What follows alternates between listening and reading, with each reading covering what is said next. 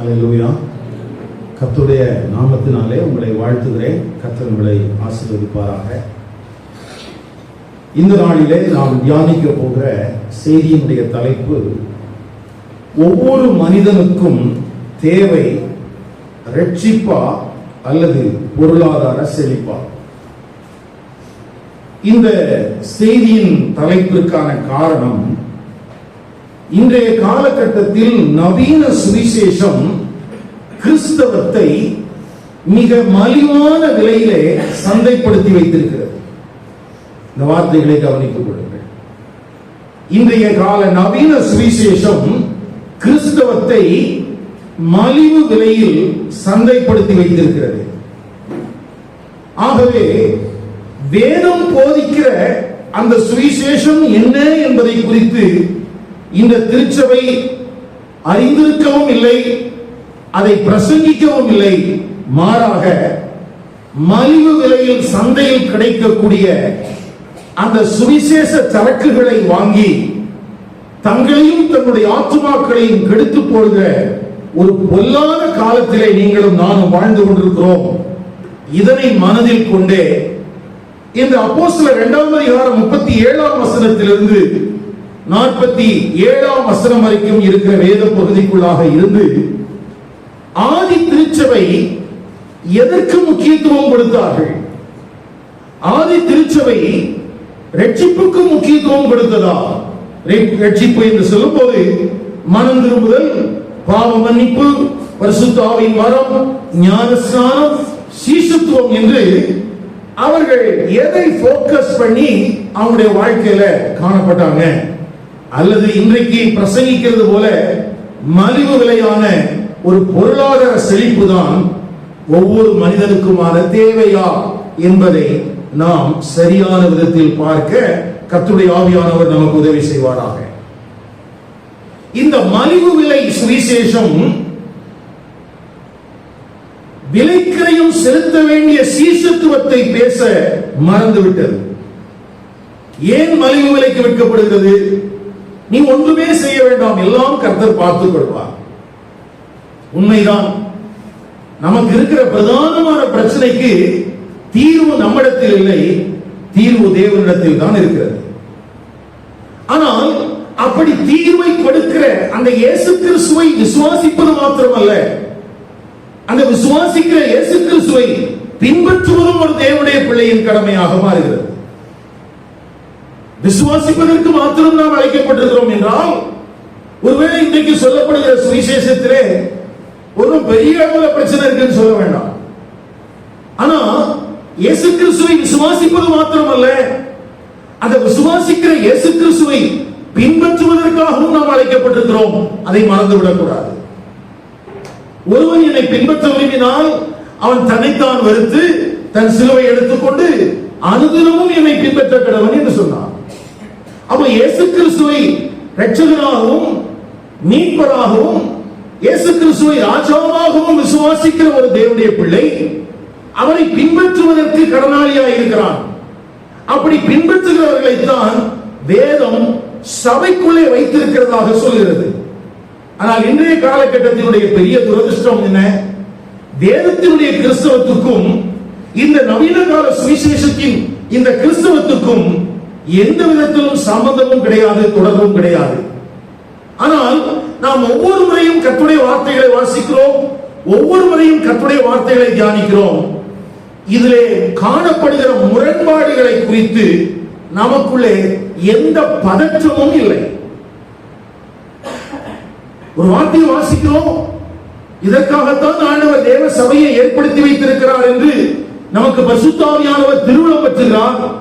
அப்படி திருவுளம் பெற்றுகிற வார்த்தையை குறித்த ஒரு பயம் நமக்குள்ளே வருவதே கிடையாது. காரணம், நாம் மலிவு விலை சுவிசேஷத்தை நம்பி கிறிஸ்தவத்தை பின்பற்றுகிறவர்கள். உண்மையாக கிறிஸ்துவை பின்பற்ற வேண்டுமானால் நீங்களும் நானும் விலைக்கிரயம் செலுத்துகிறவர்களாக இருக்க வேண்டும். அது ஒரு நாள் நிகழ்ந்து விடுகிற நிகழ்வு அல்ல. ஒவ்வொரு நாளும் கிறிஸ்துவை பின்பற்றுவதற்கு நாம் சிலுவை சுமக்கிறவர்களாக இருக்க வேண்டும். இந்த செய்தியை தான் அப்போஸ்தலனாகிய பேதுரு பரிசுத்த ஆவியினால் நிறைந்தவனாக தைரியமாய் பிரசங்கித்தான். அவன் வெளிப்பிரகாரமாக பிரசங்கித்தான். பரிசுத்த ஆவியானவரோ உள்ளான விதத்தில் ஊடுருவி கிரியை செய்தார். அவன் வெளிரங்கமாய் தைரியமாய் பிரசங்கித்தான். என்ன பிரசங்கித்தான்? மனம் திரும்புங்கள் என்றான். அந்த மனம் திரும்புதலின் செய்தி பரிசுத்த ஆவியானவரால் ஜனங்களுக்குள்ளே ஆழமாய் கொண்டு செல்லப்பட்டது. அவர்களுடைய கடினப்பட்ட இருதயங்கள் பரிசுத்த ஆவியின் வல்லமையினால் குத்தப்பட்டு அது உணர்வடைந்து அவர்களை நாங்கள் என்ன செய்ய வேண்டும் என்பதற்கு கேட்பதற்கு தூண்டிற்று. ஆனால் இன்றைக்கு பரிசுத்த ஆவியானவர் தம்முடைய வார்த்தையின் வல்லமையை நம்முடைய இருதயத்துக்கு நேராக அனுப்பினாலும் நாம் மதம் பிடித்தவர்களை போல காணப்படுகிறோமே அல்லாமல், மதத்தை பின்பற்றுகிறவர்களாக காணப்படுகிறோமே அல்லாமல், பாவம் உணர்த்தப்பட்டவர்களாக நாங்கள் என்ன செய்ய வேண்டும் என்கிற கேள்வியை தேவனிடத்திலும் கேட்பதில்லை, தேவ ஊழியரிடத்திலும் கேட்கிறதில்லை.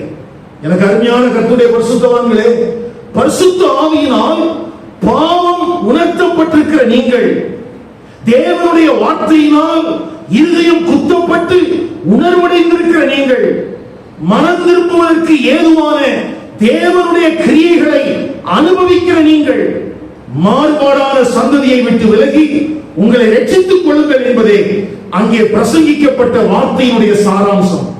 திரும்பவும் சொல்கிறேன், பரிசுத்த ஆவியினால் பாவம் உணர்த்தப்பட்டிருக்கிற நீங்கள், தேவனுடைய வார்த்தையினால் இருதயம் குத்தப்பட்டு உணர்வடைந்திருக்கிற நீங்கள், மனம் திரும்புவதற்கு ஏதுவான தேவனுடைய கிரியைகளை உங்கள் வாழ்க்கையில் அனுபவிக்கிற நீங்கள், இந்த உலகத்திலே வாழ்கிற மாறுபாடான சந்ததியை விட்டு விலகி உங்களை ரட்சித்துக் கொள்ளுங்கள். இல்லாவிட்டால் அந்த மாறுபாடான சந்ததிகளுக்கு வைக்கப்பட்டிருக்கிற நியாய தீர்ப்பே உங்களுக்கும் வரும் என்பதில் எந்த விதமான மாற்றமும் இல்லை. ஐயா, மனம் திரும்புதலின் செய்தி பேதுருவினால் பிரசங்கிக்கப்பட்டதனுடைய சாராம்சம் என்ன? மாறுபாடான ஒரு சந்ததி, அந்த மாறுபாடான சந்ததி மனம் போல வாழ்ந்து கொண்டிருக்கிறது, அவருடைய எண்ணம் போல வாழ்ந்து கொண்டிருக்கிறார்கள், தெய்வ பயமற்று வாழ்ந்து கொண்டிருக்கிறார்கள். வெளித்தோற்றத்திலே பல மதங்களை சார்ந்தவர்கள், ஆனால் உள்ளான நிலைமையிலேயோ ஒரே ஒத்த மனதுடையவர்களாக இருக்கிறார்கள். எல்லாரும் பாவம் செய்து எல்லாரும் தேவமயம் ஏற்றவர்களாகி தேவனை தேடுகிறவர்களாக இல்லை, உணர்வுள்ளவர்களாக இல்லை. அப்படிப்பட்டவர்களுக்கு தேவனுடைய ஆக்கினை தீர்ப்பு வைக்கப்பட்டிருக்கிறது. அப்படி ஆக்கினை தீர்ப்புக்கு ஆளாக்கப்பட்டிருக்கிற ஜனங்களுக்கு மத்தியிலிருந்து ஒரு சிறு கூட்டத்தை ஆண்டவர் தெரிந்து கொண்டு அவர்களுக்கு மனம் திரும்புதலுக்கு ஏதுவான கிரியைகளை காண்பித்து அவர்களுக்கு நடுவிலே பரிசுத்த ஆவியானவர் தம்முடைய வல்லமையை விளங்க பண்ணி தம்முடைய வார்த்தையை அவர்களுக்கு போதித்து அவர்களை எப்படியாயிலும் நீங்கள் ரட்சித்துக் கொள்ளுங்கள், நீங்கள் இந்த வரப்போகிற நியாய தீர்ப்பிலிருந்து தப்பித்துக் கொள்ளுங்கள் என்று அறைகூவல் கொடுக்கிறான் அங்கே அப்போஸ்தலனாகிய பேதுரு. இந்த காலை நேரத்திலே அதே அறைகூவலை பரிசுத்த ஆவியானவர் இந்த வார்த்தைகளை கேட்க உங்களுக்கும் கொடுக்கிறார். நீங்கள் பாவ உணர்வடைவதற்கு காரணம் உங்களுடைய உணர்வுள்ள இருதயம் அல்ல, பரிசுத்த ஆவியானவருடைய கிரியைகள். உங்கள் இருதயம் குத்தப்படுவதற்கு காரணம் தேவ வார்த்தையின் மூலமாக உணர்வடைய செய்ய பரிசுத்த ஆவியானவர் தம்முடைய வல்லமையை வெளிப்படுத்துகிறார். உங்களை மனம் திரும்புவதற்கு அழைப்பதற்கு முன்பதாக அந்த மனம் திரும்புவதற்கு ஏதுவான கிரியைகளை நீங்கள் அனுபவிக்கத்தக்கதாக பரிசுத்த ஆவியானவர் உங்களுக்குள்ளே கிரியைகளை நடப்பித்துக் கொண்டிருக்கிறார்.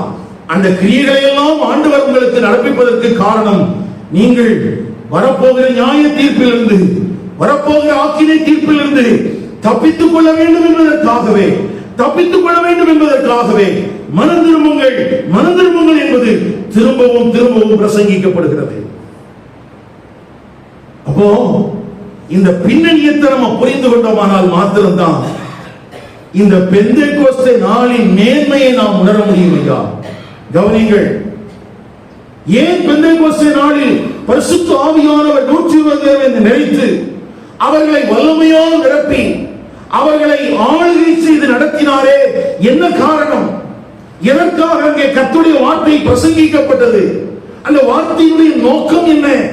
இந்த பெந்தேகோஸ்தே நாளையும் பெந்தேகோஸ்தேயின் அனுபவத்தையும் பேசுகிற நம்முடைய வாழ்க்கையிலே ஏன் மலிவு விலை இந்த சுவிசேஷம் நம்மை ஆட்கொண்டிருக்கிறது? மலிவு விலையிலான ஒரு கிறிஸ்தவத்தை, ஒரு தரம் கெட்ட ஒரு கிறிஸ்தவத்தை ஏன் நாம் பின்பற்றிக் கொண்டிருக்கிறோம்? நமக்கு அங்க பிரசங்கிக்கப்பட்ட சூழல்ல எதுக்காக ஆண்டவர் இந்த செய்திகளை பிரசங்கம் பண்ண சொன்னார்னு தெரியல. கவனிங்க ஐயா, யூதர்கள் தான், தேவபக்தியுள்ளவர்கள் தான், தேவனுடைய வார்த்தையை பிரசங்கித்தால் அவர்களுக்கு புரிகிறது தான். யோவேல் தீர்க்கதரிசி சொன்ன வார்த்தையை பிரசங்கித்தால் அவர்களுக்கு புரிகிறது. தாவீது எழுதின சங்கீதத்திலிருந்து மேற்கோள் காட்டி பேசினால் அவர்களுக்கு புரிகிறது. இயேசு கிறிஸ்து மனுஷனாய் இந்த உலகத்திலே வந்து அவர் செய்த அற்புதங்களையும் அடையாளங்களையும் குறித்து பேசினால் அவர்களுக்கு தெரிகிறது. நாங்கள் எல்லாரும் சாட்சிகள் என்று தங்களை முன்னிறுத்தி அவர்கள் பேசும்போது அப்போஸ்தலர்கள் யார் என்று அவர்களுக்கு தெரிகிறது. ஆனாலும் அவர்கள் ரட்சிக்கப்பட வேண்டியது அவசியமாம். அவர்கள் ரட்சிக்கப்பட வேண்டியது அவசியமாம். ஒன்றை நீங்கள் அறிந்து வைத்திருக்கிறதினால் அல்ல, அந்த அறிந்து வைத்திருக்கிற ஒன்றை உங்கள் வாழ்க்கையின் அனுபவமாக்கிக் கொள்ளும் போதே நீங்கள் மறுபுறப்படைகிறீர்கள். இது ஏன் அவசியம்? 3000 பேர் சபையில சேர்த்துக் கொள்ளப்பட்டார்களே, எதற்காக? அவர்களுடைய பொருளாதாரத்தை பெருக்கிக் கொள்வதற்காக ஆண்டவர் அவர்களை தேவனுடைய ஆலயத்துக்கு கொண்டு வந்தாரா?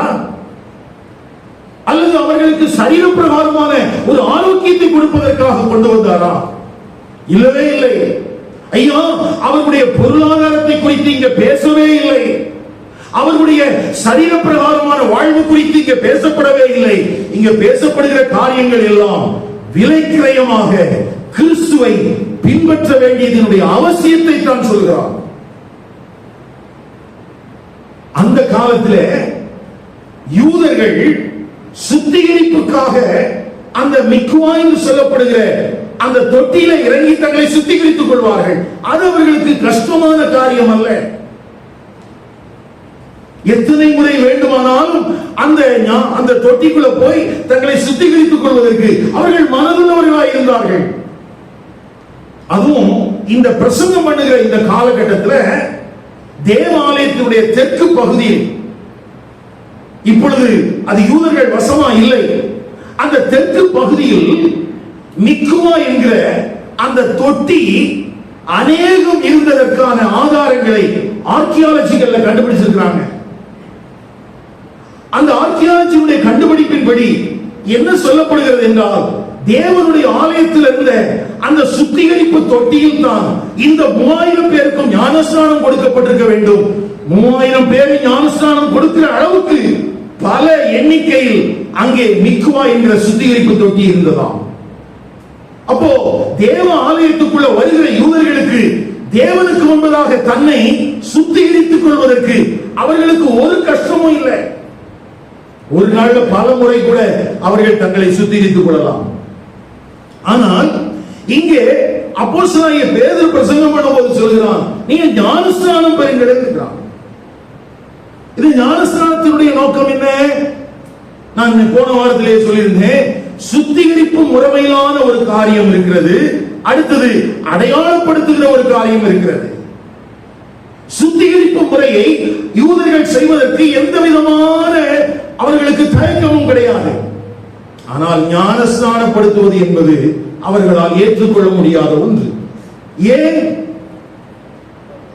ஒரு புறவினத்தான் யூதனல்லாத ஒருவன் அவன் யூத மார்க்கத்திற்கு வர வேண்டுமானால் அவன் விசுவாசத்தை அறிக்கையிட வேண்டும். அதுவரைக்கும் அவன் கை கொண்டிருந்த விக்கிரக ஆராதனைகளை அவன் விட்டுவிட்டதாகவும், யெகோவா தேவனை தாம் விசுவாசிப்பதாகவும் சேவிப்பதாகவும் அவன் உறுதி செய்து கொண்டு, அந்த உறுதியின் அடிப்படையிலே தேவனோடு தன்னை அடையாளப்படுத்துவதற்குத்தான் யூத மார்க்கத்து அமைந்தவர்களுக்கு ஞானஸ்நானம் கொடுக்கப்பட்டது யூத மதத்தில். அப்ப ஞானஸ்நானம் என்கிற வார்த்தை இந்த யூத ஜனங்களுக்கு பிரசங்கிக்கப்படும் போது அவர்கள் அதை எளிதாக எடுத்துக் கொண்டிருப்பதற்கு வாய்ப்பு இல்லை. ஏன்னா அது புறவினத்தாருக்கு மாத்திரமே உரிய ஒன்று. புறவினத்தார் தங்களுடைய தெய்வங்களை விட்டுவிட்டு ஏதோ தேவனை சேவிப்பதற்காக வரும்போது இந்த மார்க்கத்தில் இவர்கள் சேர்க்கப்பட்டிருக்கிறார்கள் என்பதற்கு அடையாளமாக கொடுக்கப்பட்டது. இப்போ அதே அடையாளத்தை யாருக்கும் கொடுத்து எடுக்க சொல்றாரு? யூதர்களுக்கு, தேவபக்தி உள்ள யூதர்களுக்கு. அப்ப அந்த யூதர்களுக்கு என்ன இருந்திருக்கும்? நாங்கெல்லாம் ஆபிரகாமின் சந்ததியார் இல்லையா? நாங்கள் எல்லாம் மோசேயின் மூலமாய் நியாயப்பிரமாணத்தை பெற்றவர்கள் இல்லையா? நாங்கள் எவ்வளவு பெரிய தேவனுடைய ஆலயத்துக்கும் தேவனுக்கும் சொந்தமானவர்கள். எங்களுடைய தேவபக்தியை குறித்து நீ என்ன நினைத்துக் கொண்டிருக்கிறாய் என்று அவருடைய சுயத்துக்குள்ளே அநேக காரியங்கள் மேலோங்கி இருந்திருக்கும். ஆனால் பரிசுத்த ஆவியானவருடைய மனம் திரும்புகிற வல்லமை அவருடைய வாழ்க்கையில கிரியை செய்ததினாலே அந்த சுயங்கள் எல்லாம் உடைக்கப்பட்டது, அந்த சுயங்கள் எல்லாம் அழிக்கப்பட்டது. புதிதாக மார்க்கத்திலே சேருகிறவர்களைப் போல தங்களை கிறிஸ்துவோடு கூட அடையாளப்படுத்திக் கொண்டு ஞானஸ்நானம் பெற்றார்கள். நான் சொல்ற வார்த்தை எத்தனை பேருக்கு புரியுது? புதிதாக மார்க்கத்தில் சேருகிறவர்களைப் போல தங்களை என்ன செய்தாங்களா? ஞானஸ்நானம் எடுப்பதற்கு ஒப்புக் கொடுத்தாங்க.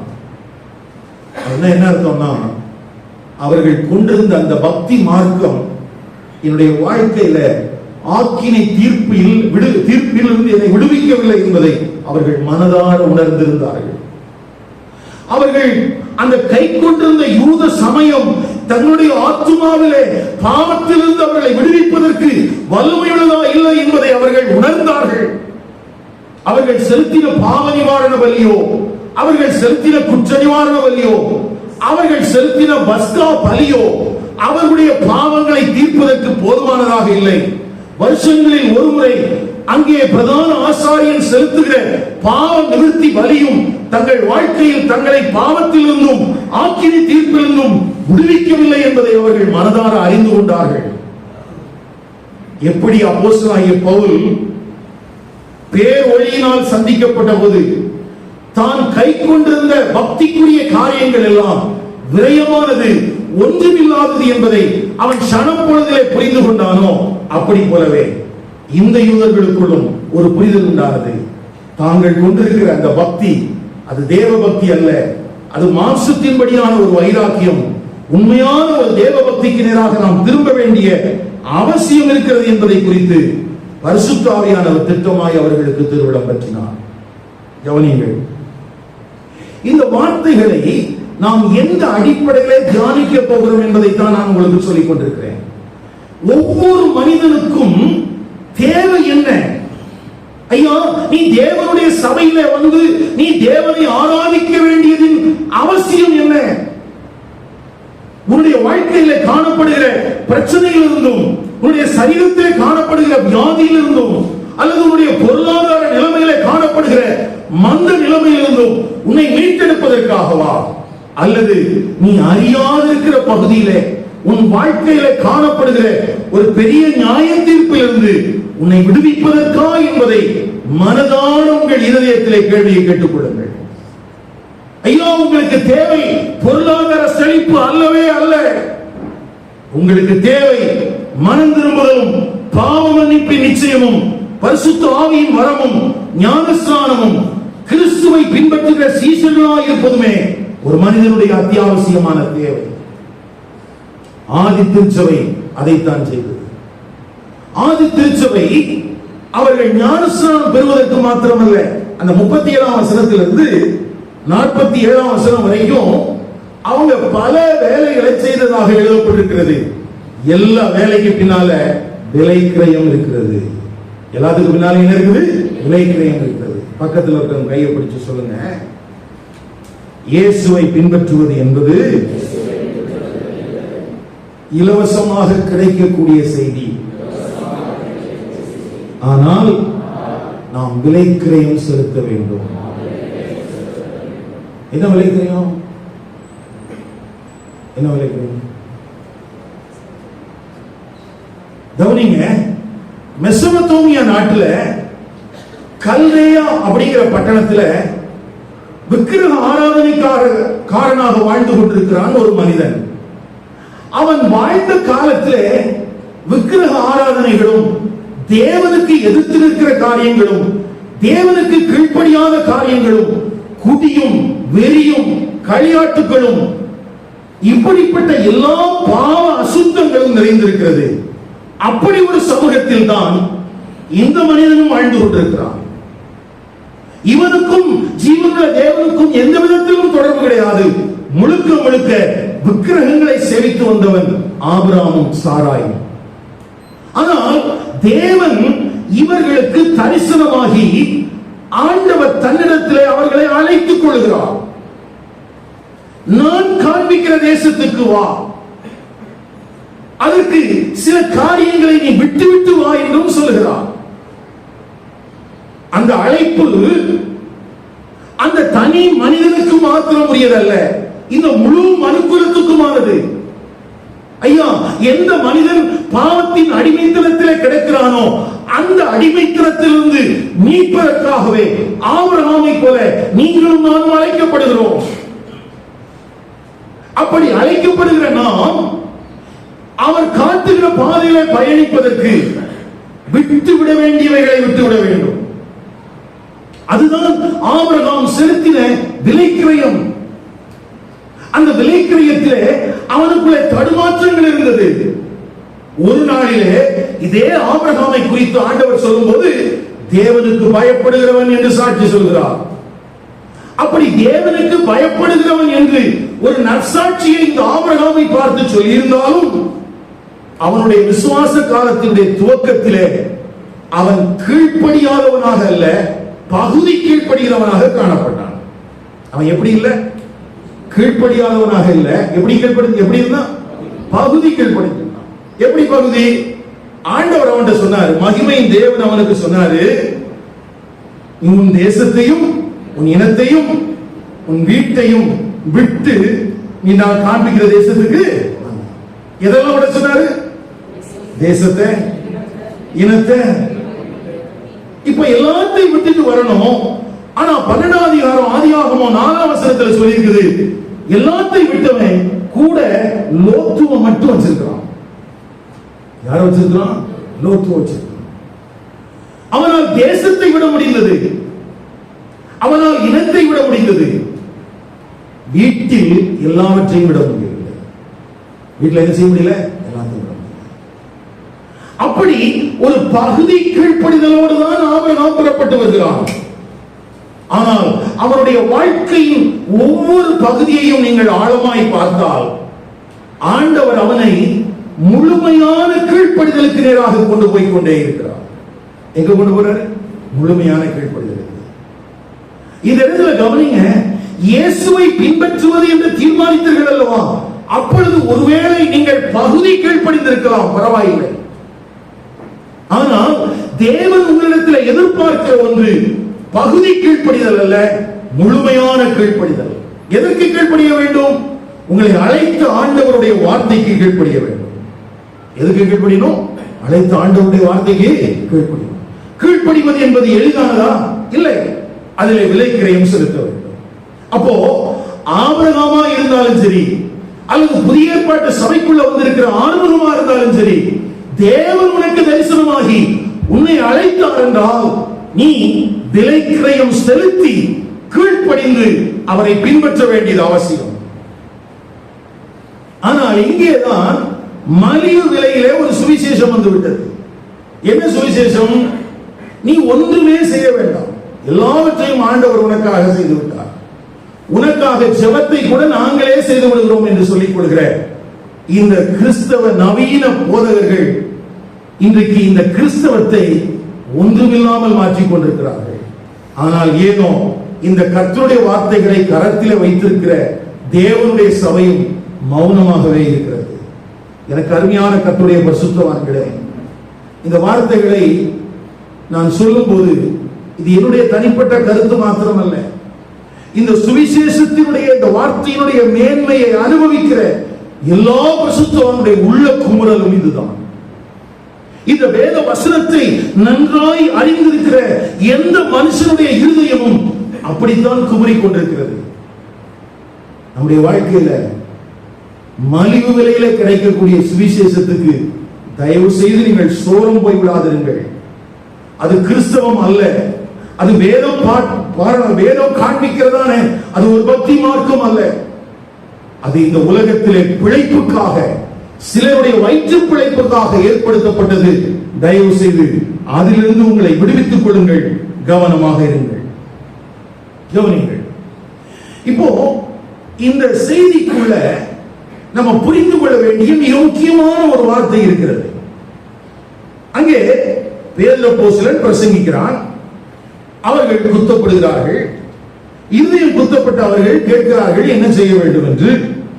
கேட்டவுடனே மனம் திரும்புங்கள், ஞானஸ்நானம் பெறுங்கள், பரிசுத்த ஆவியின் வரத்தை பெறுவீர்கள் என்றெல்லாம் சொல்லிக் கொண்டே வந்தவர் 40ஆம் வசனத்தில் சொல்லி இன்னும் அநேக வார்த்தைகளாலும் சாட்சி கூறி. அப்ப இங்கே பிரசங்கிக்கப்பட்ட வார்த்தைகள் அல்லாமல், எழுதப்பட்டிருக்கிற வார்த்தைகள் அல்லாமல் இன்னும் அநேக வார்த்தைகள் அங்கே என்ன செய்யப்பட்டிருக்கிறது, பேசப்பட்டிருக்கிறது. எவ்வளவு காலத்துக்கு பேசுறாங்க தெரியல. சரி, எப்படியா இருந்தாலும் சாட்சியை கூறி அவங்க எதுக்காக அந்த வார்த்தையை சொன்னாங்களா? மாறுபாடுள்ள இந்த சந்ததி. எது மாறுபாடுள்ள சந்ததி? எது மாறுபாடுள்ள சந்ததி? அன்றைக்கு எருசலேமிலே காணப்பட்ட யூதர்கள் ஒரு பெரிய தேவாலயத்திலே தேவனுக்கு ஆராதனை செலுத்திக் கொண்டிருக்கிறவர்கள், பலி செலுத்திக் கொண்டிருக்கிறவர்கள், காணிக்கைகளையும் தசம பாகங்களையும் கொண்டு போகிறவர்கள். ஐயா, இவர்கள் சும்மா சாதாரணமான ஆட்கள் இல்ல. அவர்களை பார்த்து மாறுபாடுள்ள சந்ததி என்று பேதுரு அப்போஸ்தலன் சொல்லுகிறார். யாரை பார்த்து சொல்லுவான்? மாறுபாடுள்ள சந்ததி. மாறுபாடுள்ள சந்ததினா என்ன? அதுக்கு அர்த்தத்தை புரிகிறதுக்கு பழைய ஏற்பாட்டில் இந்த பதம் பயன்படுத்தப்பட்டிருக்குது. 2 வசனத்தை வாசிக்கலாம். உபாகமங்களின் புத்தகம் 32ஆம் அதிகாரம் 5ஆம் வசனம்.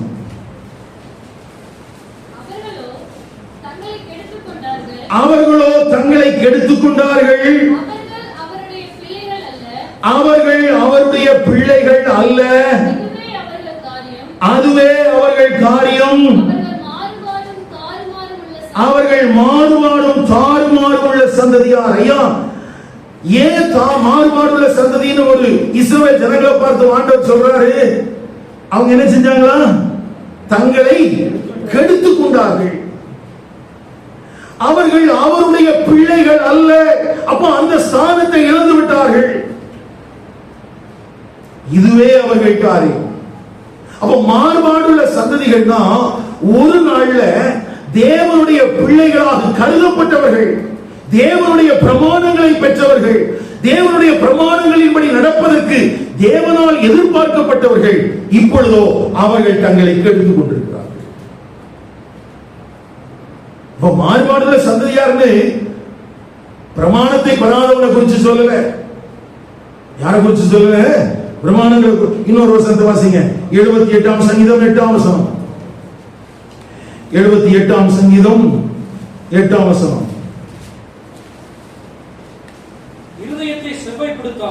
இருதயத்தை செவ்வைப்படுத்தாமலும் தேவனை உறுதியாய் பற்றிக் கொள்ளாமலும் இருந்த முரட்டாட்டமும் கலகமுள்ள சந்ததியாகிய தங்கள் பிதாக்களுக்கு ஆமா ஐயா, பின்வரும் சந்ததிகளுக்கு தேவன் செய்தவைகள் கடத்தப்படுகிறது. அது தலைமுறை தலைமுறைக்கும் பின்வரும் சந்ததிகளுக்கு அந்த செய்தி கடத்தப்பட வேண்டும் என்று சொல்லிக் கொடுக்கிறார். காரணம் என்னவாம்? அவங்க எப்படி இருக்கணுமா? 7ஆம் வசனத்தில் இருக்குது, தேவன் பேரில் நம்பிக்கை வைத்து தேவனுடைய செயல்களை மறவாமல் அவருடைய கற்பனைகளை கை கொள்ளுகிறவர்களாக இருக்க வேண்டும் என்று. என்னதெல்லாம்? 3 காரியம். 1, தேவன் பேரில் நம்பிக்கை வைக்க வேண்டும். 2, தேவன் செய்த காரியங்களை மறந்துவிடக் கூடாது. 3, தேவனுடைய கற்பனைகளை கைக்கொள்ள வேண்டும். அப்போ ஆண்டவர் எதிர்பார்க்கிற இந்த எதிர்பார்ப்புக்கு ஏற்றார் போல தங்கள் இருதயத்தை செவ்வைப்படுத்தாதவர்கள். 8ஆம் வசனம். தேவனை உறுதியாய் பற்றிக் கொள்ளாதவர்கள், முரட்டாட்டமும் கலகமுள்ள சந்ததியாகிய தங்கள் பிதாக்களுக்கு அவர்கள் ஒப்பாகாதவர்கள். அப்போ வனாந்தரத்துல கலகத்தோடு இருந்தாங்களே, முரட்டாட்டம் பண்ணாங்களே, தேவனை விசுவாசிக்காம பேசுறாங்களே, அந்த சந்ததியை போல பின்வரும் சந்ததி மாறிவிடக் கூடாது என்பதற்காக தேவன் தம்முடைய மகத்துவங்களை பின்வரும் சந்ததிகளுக்கு கடத்திக் கொண்டே வருகிறார். ஜீவனுள்ள தேவன் மேலே நம்பிக்கை வையுங்கள் என்று சொல்கிறார். தேவன் செய்த உனக்கு அற்புதமான காரியங்களை மறந்து விடாதே என்று சொல்கிறார். அவருடைய பிரமாணங்களை நீ கை கொண்டு நட என்று சொல்கிறார். ஐயா, இதையெல்லாம் மறந்துவிட்ட ஜனங்களை பார்த்துதான் வேதம் சொல்கிறது, மாறுபாடுள்ள சந்ததி. என்ன சந்ததி? மாறுபாடுள்ள சந்ததி. அப்போ எருசலேம்ல மாறுபாடுள்ள சந்ததி அப்படின்னு இங்க பேதுரு சொன்னதுக்கு காரணம், அவங்களுக்கு தேவன் யாருன்னு தெரியாம இல்ல, அவர்களுக்கு தேவனுடைய பிரமாணங்கள் தெரியாம இல்ல, தேவனுடைய நம்பிக்கையை கொடுக்கக்கூடிய வார்த்தைகள் அவர்களுக்கு இல்லாமல் இல்ல. எல்லாம் இருந்தும் அந்த வார்த்தைக்கு கீழ்ப்படிய முடியாமலோ, தேவன் பேரிலே நம்பிக்கை வைக்க முடியாமலோ தங்கள் இருதயத்தை கெடுத்துக் கொண்டவர்களை பார்த்துதான் சொல்கிறது. யாரு? மாறுபாடுள்ள சந்ததி. இப்ப நமக்கு வாங்க, நம்ம ஊருக்கு வாங்க. இப்ப நம்ம ஊர்ல வேதம் இல்ல, இந்த வேதத்தின் தேவனை தெரியாது, அவர் மேல நம்பிக்கை வைக்கிறதுக்கு இவனுக்கு பழக்கம் இல்லை, அவருடைய கற்பனைகள் என்ன என்று இவனுக்கு தெரியாது. அப்படி ஒரு கூட்டத்துல தான் நீங்களும் நானும் இருந்தோம். அப்படி இருந்த நமக்கும் பேர் என்னன்னா மாறுபாடுள்ள சந்ததி. அது எங்க எழுதியிருக்குது? பிலிப்பியர் 2ஆம் அதிகாரம் 15ஆம் வசனம். கோணலும் மாறுபாடான சந்ததியின் நடுவிலே குற்றமற்றவர்களும் கபடற்றவர்களும் தேவனுடைய மாசற்ற பிள்ளைகளுமாய் இருக்கும்படிக்கு, ஐயா, கர்த்தர் உங்களை ரட்சித்ததற்கு காரணம் நீங்கள் வாழுகிற தேசத்தில் இருக்கிற கோணலும் மாறுபாடுமான சந்ததிக்கு நடுவிலே நீங்கள் குற்றமற்றவர்களாய் இருக்க வேண்டும், நீங்கள் மாசற்றவர்களாய் இருக்க வேண்டும், நீங்கள் தேவனுடைய பிள்ளைகளாய் இருக்க வேண்டும் என்பதற்காக அழைத்திருக்கிறார். அப்போ இந்த பொதுவான அழைப்பு, இஸ்ரவேல் ஜனங்கள் பிரமாணங்களை பெற்றிருந்தார்கள், ஆனாலும் அவர்களும் கோணலும் மாறுபாடுமான சந்ததி.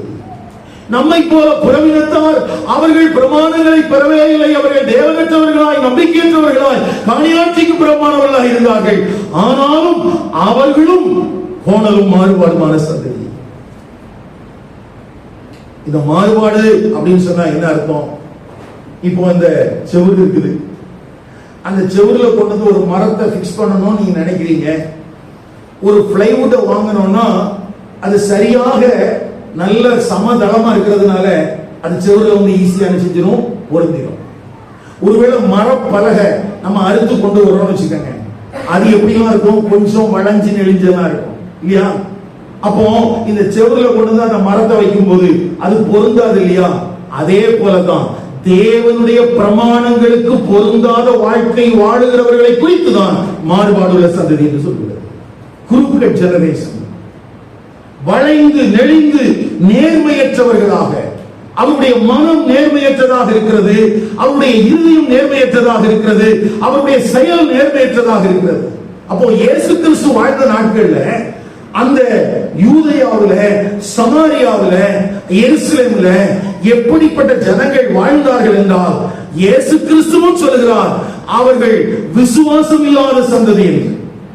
போன வாரத்தில் சில ரெஃபரன்ஸ் சொன்னேன், இந்த வாரத்திலையும் அந்த வசனத்தை குறித்துக் கொள்ளுங்கள். மத்தேயு எழுதின சுவிசேஷம் 12ஆம் அதிகாரம் 39ஆம் வசனம், மத்தேயு எழுதின சுவிசேஷம் 16ஆம் அதிகாரம் 4ஆம் வசனம், 17ஆம் அதிகாரம் 17ஆம் வசனம், 23ஆம் அதிகாரம் 33ஆம் வசனத்திலிருந்து 36ஆம் வசனம் வரைக்கும், மார்க் எழுதின சுவிசேஷம் 8ஆம் அதிகாரம் 38ஆம் வசனம், லூக்கா எழுதின சுவிசேஷம் 9ஆம் அதிகாரம் 41ஆம் வசனம், 11ஆம் அதிகாரம் 29ஆம் வசனம், 17ஆம் அதிகாரம் 25ஆம் வசனம். இது எல்லாம் என்ன சொல்லுதுன்னா, இந்த அப்போஸ்தலனாகிய பேதுருவை போலவே இயேசு ஊழியம் செய்த காலத்திலும் அவர் இந்த சந்ததியை பார்த்து கோணலும் மாறுபாடுமான விசுவாசம் இல்லாத சந்ததி என்று தான் சொல்லியிருந்தார். அப்போ இந்த மனம் திரும்புதலுக்கான செய்தி பிரசங்கிக்கப்படுகிற அந்த சூழல் எப்படிப்பட்டது என்றால், இயேசு சொல்றாரு கோணலும் மாறுபாடுமான சந்ததி, பேதுரு சொல்றாரு மாறுபாடுள்ள சந்ததி. அடுத்தது பவுல் அப்போஸ்தலன் பின்னாட்கள்ல உங்களையும் என்னையும் குறித்து சொல்லும் போது என்ன சொல்லியிருக்கிறாரு? மாறுபாடுள்ள சந்ததி. அப்போ சுவிசேஷத்தினுடைய செய்தி பிரசங்கிக்கப்படும் போது அங்கே இருக்கிற ஆடியன்ஸ் யாரா இருக்கிறாங்க? யாருக்கு மத்தியில் இந்த சுவிசேஷம் பிரசங்கிக்கப்படுகிறது என்றால் கோணலும் மாறுபாடுமான சந்ததிக்கு நடுவில். அப்படி ஒரு ஜனக்கூட்டத்துக்கு மத்தியில் இருந்துதான் கிருபையா கொத்தவங்களை அழைச்சிட்டு வந்து அந்த கிருபையான சுவிசேஷத்தை உங்களுக்கு பிரசங்கம் பண்றார். உங்களுக்கு சொல்லும்போது சொல்றார் மனம் திரும்புங்கள். அப்ப மனம் திரும்புகிற நம்முடைய வாழ்க்கையில யார போல நம்ம வாழக்கூடாதுன்னு ஆண்டவர் எதிர்பார்க்கிறார்னா இந்த கோணலும் மாறுபாடான சந்ததியை போல நம்ம வாழக்கூடாதுன்னு எதிர்பார்க்கிறார். எப்படி வாழக்கூடாது? அப்ப அதுக்கு என்ன தேவை அப்படின்னு கேட்டா, அதுக்கு தேவை பொருளாதாரம் இல்ல. அதுக்கு தேவை என்ன இல்ல? பொருளாதாரம் இல்ல. அதுக்கு தேவை மனம் திரும்புதல், அதற்கு தேவை பாவ மன்னிப்பு, அதற்கு தேவை பரிசுத்த ஆவியானவர், அதற்கு தேவை கிறிஸ்துவோடு கூட அடையாளப்படுத்திக் கொள்வது, அதற்கு தேவை கிறிஸ்துவை பின்பற்றுகிற அடியவர்களாக இருப்பது. கிறிஸ்துவை பின்பற்றுகிற அடியவர்களாக இருப்பது. அப்போ உங்களையும் என்னையும் கிறிஸ்தவர்களாக, சபைக்குள்ள இருக்கிறவர்களாக ஆண்டவர் அனுமதிச்சு வச்சிருக்கிறதுக்கு காரணம், எல்லாரும் வேற கலாச்சாரத்தின்படி வேற விதத்துல நடக்கும் போது நீங்களும் நானும் வேறு விதமாக நடத்துறதுக்கு அழைக்கப்பட்டிருக்கிறோம்னா, நம்முடைய வாழ்க்கையில பொருளாதார மாற்றம் இல்ல, நம்முடைய வாழ்க்கையின் மாற்றமே பிரதானமான தேவை. வாழ்க்கையின் மாற்றமே பிரதானமான தேவை. அந்த வாழ்க்கையின் மாற்றம் இல்லாமல் நீங்கள் பொருளாதாரத்திலே அந்த மாறுபாடுள்ள சந்ததியை போல செழித்து இருக்கிறதுனால் ஒரு பிரயோஜனமும் வரப்போவதில்லை.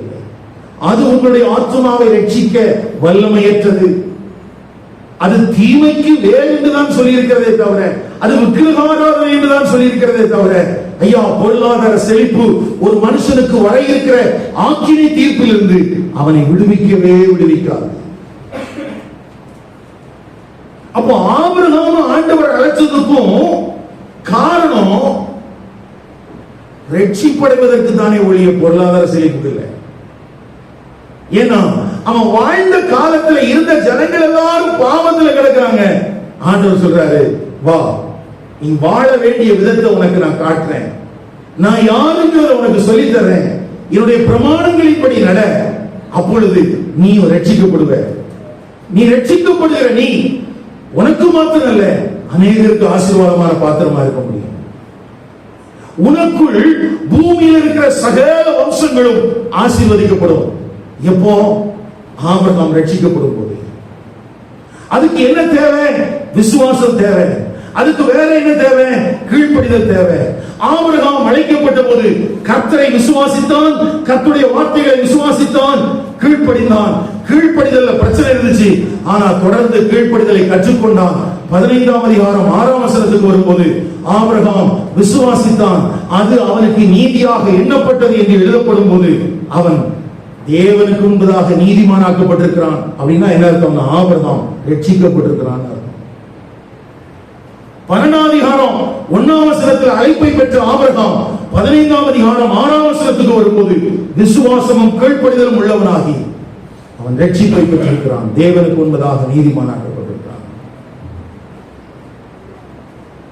ஆபிரகாமையே ரட்சிக்கிறதுக்காக அழைச்சாலே தவிர பொருளாதாரத்தில் ஆசீர்வதிக்கிறது இல்லை. ஆனா மலிவு விலை பிரசங்கங்கள் ஆபிரகாமையும் ஆசீர்வாதத்துக்கு இன்று அழைத்தார் என்றே பிரசங்கிக்க ஆரம்பித்து விட்டது. கொஞ்சம் கவனிங்க ஐயா, கொஞ்சம் கவனிங்க.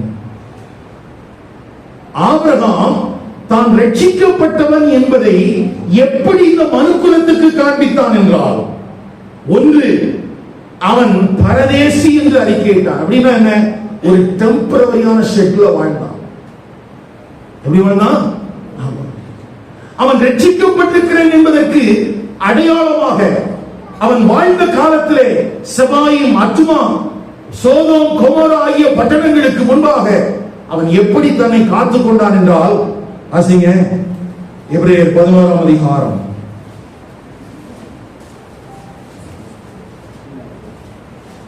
8ஆம் வசனம் 9ஆம் வசனம். விசுவாசத்தினாலே தான் சுதந்திரமாக பெறப்போகிற இடத்திற்கு போகும்படி அழைக்கப்பட்ட போது, நல்ல வார்த்தைகளை கவனிங்க, விசுவாசத்தினாலே அழைக்கப்பட்டான், அவன் கீழ்ப்படிந்தான், தான் போகும் இடம் இன்னதென்று அறியாமல் புறப்பட்டு போனான். விசுவாசத்தினாலே அவன் வாக்குத்தத்தம் பண்ணப்பட்ட தேசத்திலே பரதேசியை போல சஞ்சரித்தான். அப்படின்னா அவனை பார்க்கிற மற்ற ஜனங்கள், சோதோம் கொமோரா வாசிகள், அங்கே இருக்கிற செபாயும் அத்துமா பட்டண வாசிகள் புரிந்து கொள்வார்கள், இவன் ஒரு வழிப்பிரயாணத்தில் இருக்கிறான், இவன் ஒரு வழிபோக்கன், இவன் இந்த தேசத்துக்கு உரியவன் அல்ல என்று அவர்கள் புரிந்து கொண்டார்கள். யார் புரிந்து கொண்டார்? ஆபிரகாம் வாழ்கிற வாழ்க்கையை பார்த்துட்டு மற்றவங்களுக்கு புரிஞ்சது, இவன் ஒரு டெம்பரவரியான ஒரு வாழ்க்கை வாழ்ந்துட்டு இருக்கிறான், இவன் பரதேசி. அந்த டெம்பரவரியான வாழ்க்கை வாழுகிற இந்த ஆபிரகாம் வேற என்னையா விதத்துல ரட்சிப்பை வெளிப்படுத்தினான். எங்கெல்லாம் போனானோ அங்கே கர்த்தருக்கு பலிபீடத்தை கட்டி கர்த்தரை தொழுது கொண்டான். எங்கெல்லாம் போனானோ அங்கெல்லாம் கர்த்தருக்கு என்று பலிபீடங்கள். ஐயா, சீகேமுக்கு போனான், அங்கே பலிபீடம். சீகேம் ஒரு விக்கிரக ஆராதனை நகரம். அன்றைக்கு அங்கே பாகாலுக்கும் அசுரத்துக்கும் பலிபீடங்கள் உண்டு. ஆனா முதல் முறையாக பரதேசியை போல சஞ்சரித்து போன ஆபிரகாம் தான் கொண்டிருக்கிற விசுவாசத்தின் அடிப்படையிலே, தான் கொண்டிருக்கிற கீழ்ப்படிதலின் அடிப்படையிலே அவன் பலிபீடங்களை கட்டி அங்கே சீக்கிரம் நகரவாசிகளுக்கு சொல்கிறான், நான் ஆராதிக்கிற இந்த மகிமையின் தேவனே கர்த்தர் என்று சொல்கிறான். அப்போ அவனுடைய வாழ்க்கை, நீதிமானாக்கப்பட்டிருக்கிற அந்த மனுஷனுடைய வாழ்க்கை மற்றவர்களுக்கு சுவிசேஷத்தை சொன்னது. அதை கேட்காததுனாலதான், அதை கவனிக்காததுனாலதான் சோதோமும் குமாராவும் நியாய தீர்ப்புக்கு ஏதுவாக மாறிற்று. ஐயா, ஆபிரகாமுடைய விசுவாச வாழ்வை குறித்து நீங்கள் அற்பமா எண்ணாதீர்கள். உங்களுடைய பொருளாதார அந்த செழிப்புக்கு, அந்த ஆசைக்கு ஆபிரகாமை இழுத்துக் கொள்ளாதீர்கள். அவனுடைய நீதியுள்ள வாழ்க்கை நிமித்தம் அந்த தேசத்தில் அந்த காலத்தில் நியாய தீர்ப்பை ஆண்டவர் கொடுக்கிற அளவுக்கு அவன் ஒரு நீதியை பிரசங்கிக்கிற மனிதனாக வாழ்ந்திருந்தான். அவன் வெறுமனே கர்த்தரை விசுவாசித்தான் என்று மாத்திரம் சொல்லிவிட முடியாது. அவன் கர்த்தரை விசுவாசித்தான், அவர் சொன்ன வார்த்தைகளை விசுவாசித்தான், அந்த வார்த்தைகளுக்கு அவன் கீழ்ப்படிந்தான். கீழ்ப்படிந்து அவன் நீதியை பெற்றுக் கொண்ட போது மற்றவர்களுக்கு முன்பதாக, நான் ஒரு டெம்பரரியான ஒரு டிராவலரியா, இந்த தேசம் எனக்கு சொந்தமானதல்ல, நான் ஒரு நித்தியமான ராஜ்யத்துக்காக நான் பிரயாணம் போயிட்டு இருக்கிறேன், நான் அடைவேனான்னு எனக்கு தெரியாது, ஆனா அதுதான் என் நீண்ட நாள் ஆசை என்று வாழ்ந்து கொண்டிருக்கிறான். அதனாலதான் மாம்சத்தில் வெளிப்பட்ட இயேசு கிறிஸ்து ஆபிரகாமை குறித்து சொல்லும் போது சொல்கிறார், ஆபிரகாம் என்னுடைய நாளைக்கான ஆசையாயிருந்தான். ஆபிரகாம் என்னுடைய நாளை காண ஆசையா இருந்தான். அப்படின்னா என்ன? ஆபிரகாமுடைய எதிர்பார்ப்பெல்லாம் மாம்சத்தில் வெளிப்படுகிற அந்த கிறிஸ்து இன்றைக்கு இந்த காலத்தில் வெளிப்பட்டு விட மாட்டாரா? என்னுடைய ஜீவியத்தில் நான் அவரை கண்டுவிட மாட்டேனா? அவரை நான் தரிசித்து விட மாட்டேனா என்பதில் தான் இருந்ததே தவிர, இன்றைய மலிவு விலை சுவிசேஷத்தை போல அவன் பொருளாதாரத்தின் செழிப்பை எதிர்பார்த்து அவன் கிறிஸ்துவை பின்பற்றவே இல்லை. அவன் கிறிஸ்துவை பின்பற்றவே. அப்போ இந்த perverted people, தங்களை தாங்களே கெடுத்துக் கொண்டவர்கள், அவர்களுக்கு மத்தியிலிருந்து அழைப்பை பெறுகிற தேவ ஜனத்துக்கு வாழ்க்கை முறை அவசியம் இல்லையா? அந்த வாழ்க்கை மாற்றம் தான் இந்த அப்போஸ்தலர் 2ஆம் அதிகாரம் 37ஆம் வசனத்திலிருந்து 47ஆம் வசனம் வரைக்கும் இருக்கிற அந்த வேத பகுதிக்குள்ளாக நடந்திருக்கிறது. என்னெல்லாம் வாழ்க்கை மாற்றம், என்னெல்லாம் மாறி இருக்கிறாங்க. அவர்கள் எல்லாரும் ஞானஸ்நானம் பெற்றார்கள். நான் ஏற்கனவே சொன்னது போல அவர்கள் யோர்தான் நதியிலே போய் ஞானஸ்நானம் பெற்றதாக குறிப்புகள் இல்லை. அவர்கள் தேவாலயத்தினுடைய தெற்கு பகுதியிலே அங்கே காணப்பட்ட அநேகமான மிக்குவா என்கிற சுத்திகரிப்பு தண்ணீர் தொட்டிகளில் தான் ஞானஸ்நானம் பெறுவதற்காக அங்கே அவர்கள் பிரித்து விடப்பட்டிருந்தார்கள். அந்த தேவாலயத்துக்கு வந்த எல்லா யூதர்களும் பார்த்திருப்பார்கள். அவர்கள் கண்கள் பார்க்க தேவபக்தியுள்ள இந்த யூதர்கள் ஆண்டவராகிய இயேசு கிறிஸ்துவோடு கூட தங்களை சிலுவையில் அறையப்பட்டவர்களாக அறிக்கையிட்டு, அவரோடு கூட மரித்து, அவரோடு கூட அடக்கம் பண்ணப்பட்டு, அவரோடு கூட நாங்கள் புதிய சிருஷ்டிகளாக மாற்றப்பட்டிருக்கிறோம் என்று தங்கள் விசுவாசத்தை அறிக்கையிட்டார்கள். கவனிங்களையா, ஒருவேளை இன்றைக்கு நாம் ஞானஸ்நானத்தை எடுக்கும் போது நாம் சொல்லுகிற வார்த்தை அதே அடிப்படையிலானதுதான். ஆனால் அன்றைய காலகட்டத்தில் இயேசுவை குறித்தும், இயேசுவினுடைய மரணத்தை குறித்தும், உயிர்த்தெழுதலை குறித்தும் பலரும் இகழ்ச்சியான காரியங்களை உடையவர்களாய் இருந்தார்கள். பலர் நிந்திக்கிறவர்களாய் காணப்பட்டார்கள். அப்படி நிந்திக்கிற ஜனக்கூட்டத்துக்கு மத்தியிலே எழுப்பி நின்று இயேசு கிறிஸ்துவோடு கூட நானும் சிலுவையில் அறையப்பட்டிருக்கிறேன் என்று சொன்னார்கள். இயேசு கிறிஸ்துவோடு கூட நாங்களும் உயிர்த்தெழுந்திருக்கிறோம், புது சிருஷ்டியாய் மாற்றப்பட்டிருக்கிறோம் என்று சொன்னார்கள். அப்படின்னா அவர்கள் எதை எதிர்பார்த்தாங்கன்னா, இயேசுவுக்கு வந்தது போல தங்களுக்கும் உபத்திரவம் வரும் என்பதை எதிர்பார்த்தார்கள். இதை எதிர்பார்த்தாங்க.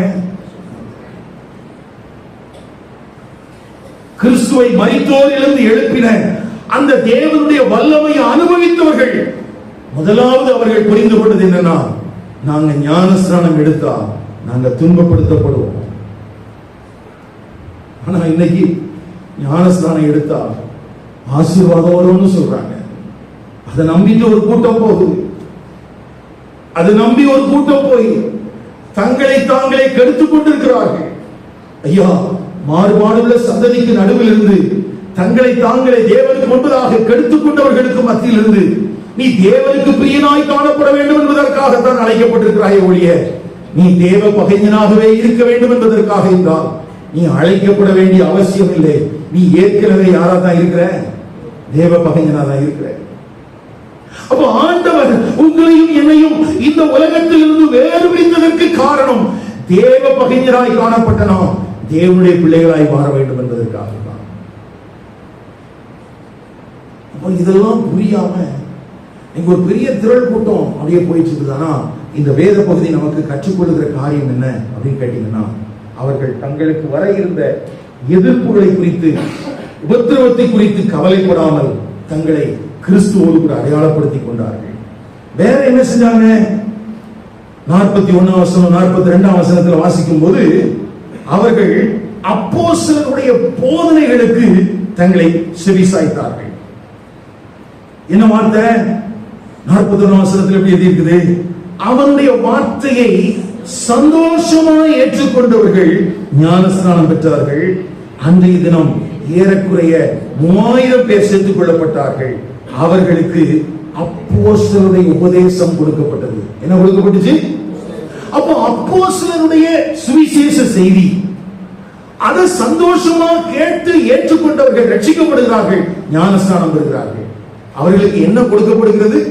அப்போஸ்தலருடைய உபதேசம். ஏன் அப்போஸ்தலருடைய உபதேசம் எழுதியிருக்குது? இயேசு கிறிஸ்து பரத்துக்கு எடுத்துக்கொள்ளப்பட்ட பிறகு தனிப்பட்ட விதத்தில் இவர்களுக்கு ஒரு கமிஷன் கொடுக்கப்பட்டிருந்துச்சு. இவர்கள் நிறைவேற்ற வேண்டிய வேலையை குறித்து ஆண்டவர் இவர்களுக்கு திருவுளம் பற்றி இருந்தார்.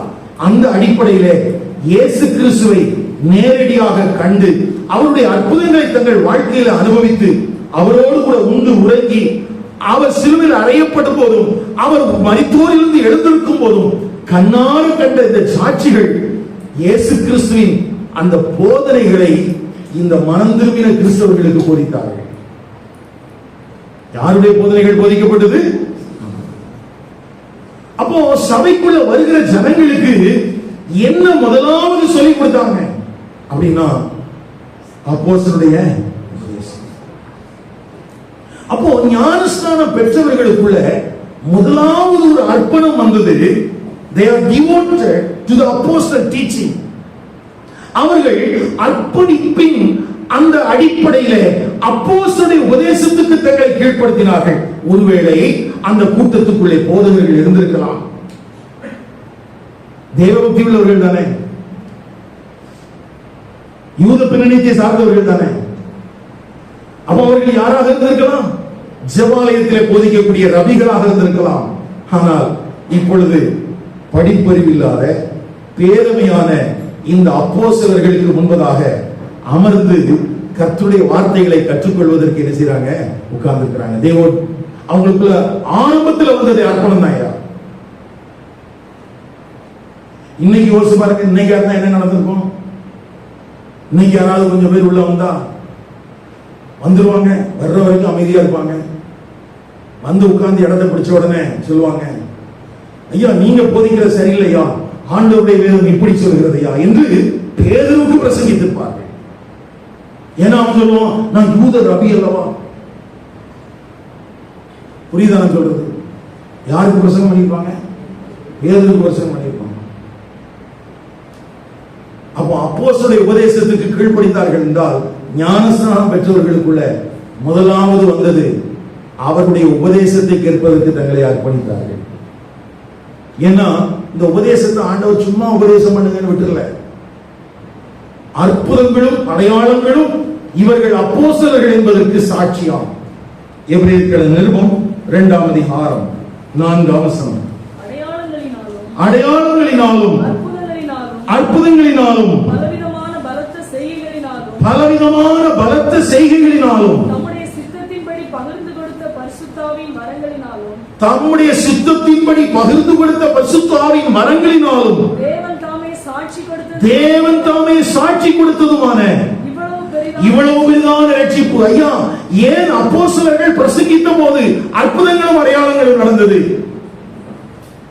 இதை குறித்து ஒரு சரியான பார்வை உங்களுக்கு தேவையா? ஏன் நடந்துச்சா? இயேசு கிறிஸ்துவினால் பெற்றுக்கொண்ட அந்த கட்டளைப்படியான போதனைகளை இவர்கள் போதிக்கிறார்கள் என்பதற்கு அற்புதங்களும் அடையாளங்களும் சாட்சிகளாயிருந்தது.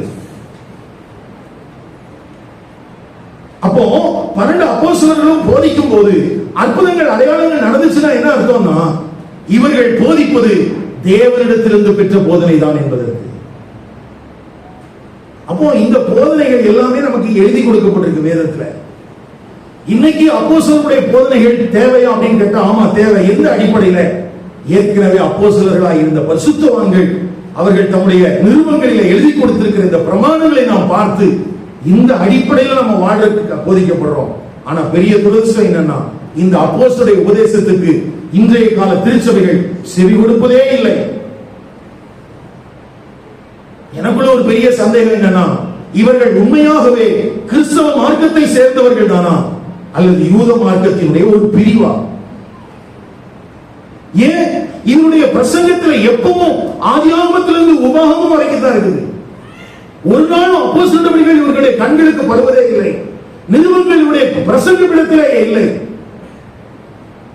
ஆனா ஞானஸ்நானம் பெற்றவங்க முதல்ல எழுதி உட்கார்ந்து அவர்கள் உபாகமத்தை வாசிக்கல. அவங்க வாசிச்ச வேத வசனம் என்ன? அவங்க கேட்ட வேத வசனம் என்னன்னா, அப்போஸ்தலருடைய உபதேசம். என்ன உபதேசம்? அப்போஸ்தலருடைய உபதேசம். அது இயேசு கிறிஸ்து போதித்த போதனைகள். இயேசு பிரதான கட்டளை என்ன சொன்னார்? சகல தேசத்தாருக்கு நீங்க என்ன செய்யுங்க? புறப்பட்டு போங்க, சகல தேசத்தாரையும் சீஷராக்குங்கள், பிதா குமாரன் பரிசுத்தாவின் நாமத்தினாலே ஞானஸ்நானம் கொடுங்கள், நான் உங்களுக்கு கற்பித்தவைகள் எல்லாவற்றையும் அவர்கள் கை கொள்ளும்படி அவர்களுக்கு என்ன செய்யுங்கள்? உபதேசம் பண்ணுங்கள். அப்ப இயேசு கற்றுக் கொடுத்த உபதேசங்களை அவர்கள் என்ன செய்தார்கள்? மற்றவர்களுக்கு கற்பித்தார்கள். அது இயேசுவிடத்திலிருந்து கற்றுக்கொண்டதுதான் என்பதற்கு சாட்சியாக பரிசுத்த ஆவியானவரால் பகிர்ந்தளிக்கப்பட்ட அந்த வரங்கள், அற்புதங்களும் அடையாளங்களும் நடந்தது. பரிசுத்த ஆவியானவர் உறுதிப்படுத்துகிறார், ஆமையா இது இயேசு கற்பித்த கற்பனைகள் தான். இதனால என்ன நடந்துச்சு? இதுதான் ஒரு மனுஷனை தேறினவனாக மாற்ற முடியும். இந்த அப்போஸ்தலருடைய உபதேசம் தான் என்ன செய்ய முடியும்? அப்போ ஞானஸ்நானம் பெற்று சபைக்குள்ள வந்த பிறகு நம்ம ஆட்கள் கம்யூனியனுக்கு எடுத்து தான் வர்றான். ஆனா அதுக்கு நடுவுல ஒரு பெரிய காரியம் இருக்குது. அப்போஸ்தலருடைய உபதேசத்தை கற்றுக்கொள்ள வேண்டும். இயேசு அப்போஸ்தலர்களுக்கு கற்றுக் கொடுத்த அந்த வேதத்தினுடைய உபதேசங்களை எல்லாம் அப்போஸ்தலரிடத்திலிருந்து இவன் பெற்றுக்கொள்ள வேண்டும். அப்படின்னா சபைக்குள்ள வந்திருக்கிற நீங்களும் நானும் ஞாயிற்றுக்கிழமை 10 ரூபாயை காணிக்க போட்டுட்டு நானும் கிறிஸ்தவன் தான் சொன்னீங்கன்னா, தயவு செய்து வேதம் அதை அங்கீகரிக்கவில்லை என்பதை மனதிலே கொள்ளுங்கள். நீங்கள் என்றைக்காகிலும் உங்கள் வாழ்க்கையில உபதேசத்தை கற்றுக்கொள்வதற்காக நீங்கள் தேவனுடைய சமூகத்தில் உங்களை அர்ப்பணித்திருக்கிறீர்களா? என்னைக்காவது நடந்திருக்கிறதா உங்க வாழ்க்கையில? நம்ம சொல்றோம் ஞானஸ்நானம் பெற்று விட்டோம் என்று. ஞானஸ்நானம் பெற்றவர்களுக்கு கொடுக்கப்படுகிற போதனைகளே அவர்களை தேறினவர்களாக மாறப்படினது. எந்த மனுஷனும் நற்கிரியைகளை செய்வதற்கு தகுதியுள்ளவனாகும்படிக்கு, அவன் கிறிஸ்துவுக்குள் தேறினவனாகும்படிக்கு இந்த வேத வாக்கியங்கள் தான் நமக்கு என்ன செய்யப்பட்டிருக்குது? அருளப்பட்டிருக்கிறது. அப்ப வேத வசனத்தை கற்றுக்கொள்வதற்கு மனம் திரும்பின நீங்கள், ஞானஸ்நானம் பெற்றுக்கொண்ட நீங்கள் சபையில எவ்வளவோ உங்களை இணைத்துக் கொண்டீர்கள்? ஒண்ணும் கிடையாது. கேட்டா அன்னையில இருந்து இன்னைக்கு வரைக்கும் ஒரே வார்த்தை, வேலை பிரதர்.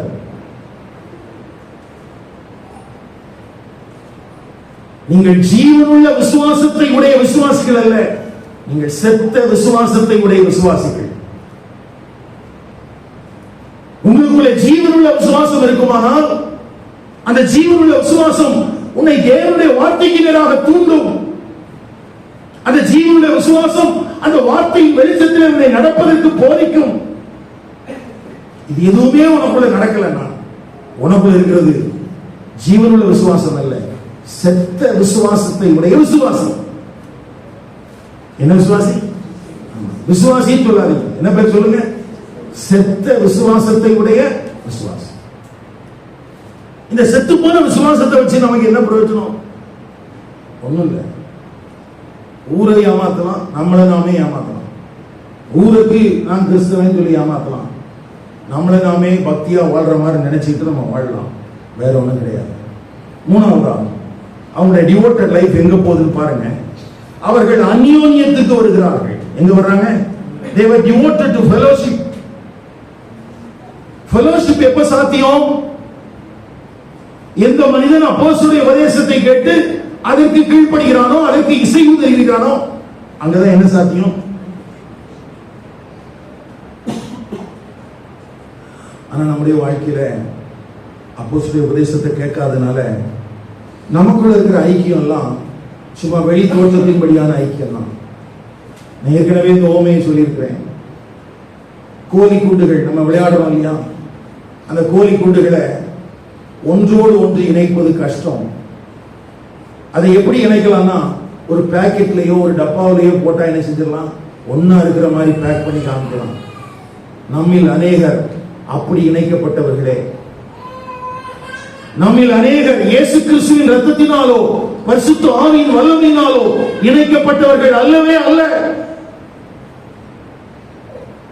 ஒருவேளை நாம இந்த அப்படிலாம் உட்கார்ந்து இருக்கிறத பார்த்துட்டு வேதத்தை தெரியாத ஜனத்துக்கு அவங்க சொல்லுவாங்க, பரவாயில்ல இந்த சபையில் எத்தனை பேர் வந்துட்டு போறாங்க. வேதம் தெரியாததால அவன் மெச்சிக்கொள்ளலாம். ஆனா வேதத்தின் தேவன் நம்மை மெச்சிக்கொள்வதற்கு வாய்ப்பு இல்லவே இல்லை. அடுத்தது அவங்க என்ன பண்ணாங்க? அப்பம் விட்டாங்க. they were devoted to breaking of bread. அப்படின்னா என்ன அர்த்தம்? அப்பம் விட்டாங்க என்ன அர்த்தம்? பிலிப்பியர்கள் நிருபம் 2ஆம் அதிகாரம் முதல் 4 வசனங்கள். கிறிஸ்துவுக்குள் யாதொரு ஆறுதலும் அன்பினாலே யாதொரு தேறுதலும் ஆவியின் யாதொரு ஐக்கியமும் யாதொரு உருக்கமான பட்சமும் இரக்கங்களும் உண்டானால் நீங்கள் ஏக சிந்தையும் ஏக அன்பு உள்ளவர்களாயிருந்து இசைந்த ஆத்துமாக்களாய் ஒன்றையே சிந்தித்து என் சந்தோஷத்தை நிறைவாக்குங்கள். ஒன்றையும் வாதினாலாவது வீண் பெருமையினாலாவது செய்யாமல் மனத்தாழ்மையிலே ஒருவரை ஒருவர் தங்களிலும் மேன்மையானவர்களாக எண்ண கடவீர்கள். அப்போ அந்த 3000 பேர் சேர்ந்து அந்யோன்யமா இருந்தாங்க. அப்பம் விட்டாங்கன்னா என்ன அர்த்தம்னா, எல்லாரும் எப்படி நினைச்சாங்களா? தங்களை காட்டிலும் அடுத்தவங்க மேன்மையானவங்க நினைச்சாங்க. ஆனா இன்னைக்கு நமக்குள்ள என்ன வருது? சபையில இருக்கிற ஒருத்தனும் உருப்பட மாட்டான், ஒருத்தனும் பரலோகத்துக்கு போக மாட்டான், நான் மட்டும்தான் யோசிக்கிறேன். யோசிச்சு பாருங்க, சபைக்குள்ள என்ன நிலைமை இருந்திருக்குது, இன்னைக்கு நமக்குள்ள என்ன இருக்குது? ஏன்னா உன்னையும் எதனால செய்ய வேண்டாம் சொல்றாரு? வாதினாலாவது வீண் பெருமையினாலாவது செய்யாமல் மனத்தாழ்மையினாலே. அப்போ இந்த அந்யோன்யத்துக்கு அப்பமிக்குதலுக்கு என்னையா இருந்துச்சுன்னா மனத்தாழ்மை இருந்துச்சு. எபேசியர் 4ஆம் அதிகாரம் 2ஆம் வசனத்துல அழைக்கப்பட்ட அழைப்பிற்கு பாத்திரவான்களாய் காணப்படுகிற ஜனங்களுக்குள்ளே காணப்பட வேண்டிய சுபாவம் என்ன? மனத்தாழ்மை, சாந்தம். அப்போ நமக்குள்ள என்ன காணப்படணும்னா, யோசிச்சு பாருங்க. மனம் திரும்பினாங்க, ஞானஸ்தானம் பெற்றாங்க, அப்போஸ்தலருடைய உபதேசத்துக்கு வந்தாங்க. அவங்களுடைய படிப்படியா மாற்றமடைகிற வாழ்வு அவர்களுக்குள்ள காணப்பட்டுட்டே இருக்குது. அப்ப சர்ச்சில் மெம்பர்ஷிப் கார்டு போட்ட உடனே அதோட அப்படியே முடங்கி போயிடல. அதுக்கு பிறகு அவருடைய வாழ்க்கை சீரான ஒரு வளர்ச்சி, ஒரு தேறின மனிதனாக மாற்றப்பட்டு கொண்டே இருக்கிறார்கள்.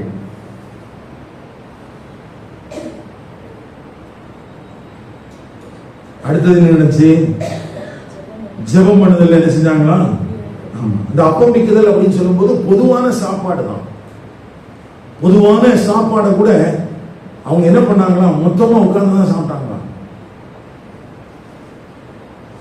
அப்படி சாப்பிடும் போது அவருடைய அன்றாட உணவுல திராட்சை ரசமும் அப்பமும் ஒரு பங்கா இருந்ததுனால அவர்கள் அதை கர்த்தருடைய பந்தியாகவும் ஆசரித்திருக்க வேண்டும் என்று கருதுகிறார்கள். வெறுமனே கர்த்தருடைய பந்திக்காக மாத்திரம் அவங்க ஒன்று கூடி வரல, ஒன்னா உட்கார்ந்து சாப்பிட்டாங்க. அவங்க சாப்பாட்டு டேபிள்ல அப்பமும் திராட்சை ரசமும் என்பது அவருடைய கலாச்சாரத்தின் ஒரு உணவா இருந்ததுனால அவர்கள் அதை செய்யும் போதும் யாரை நினைவு கூர்ந்தார்கள்? அவர்களாக கிறிஸ்துடைய மரணத்தை நினைவு கூர்ந்தார்கள். அடுத்து என்ன நடந்துச்சு? ஜெபத்துல என்ன செஞ்சாங்களாம்? உறுதியாய்.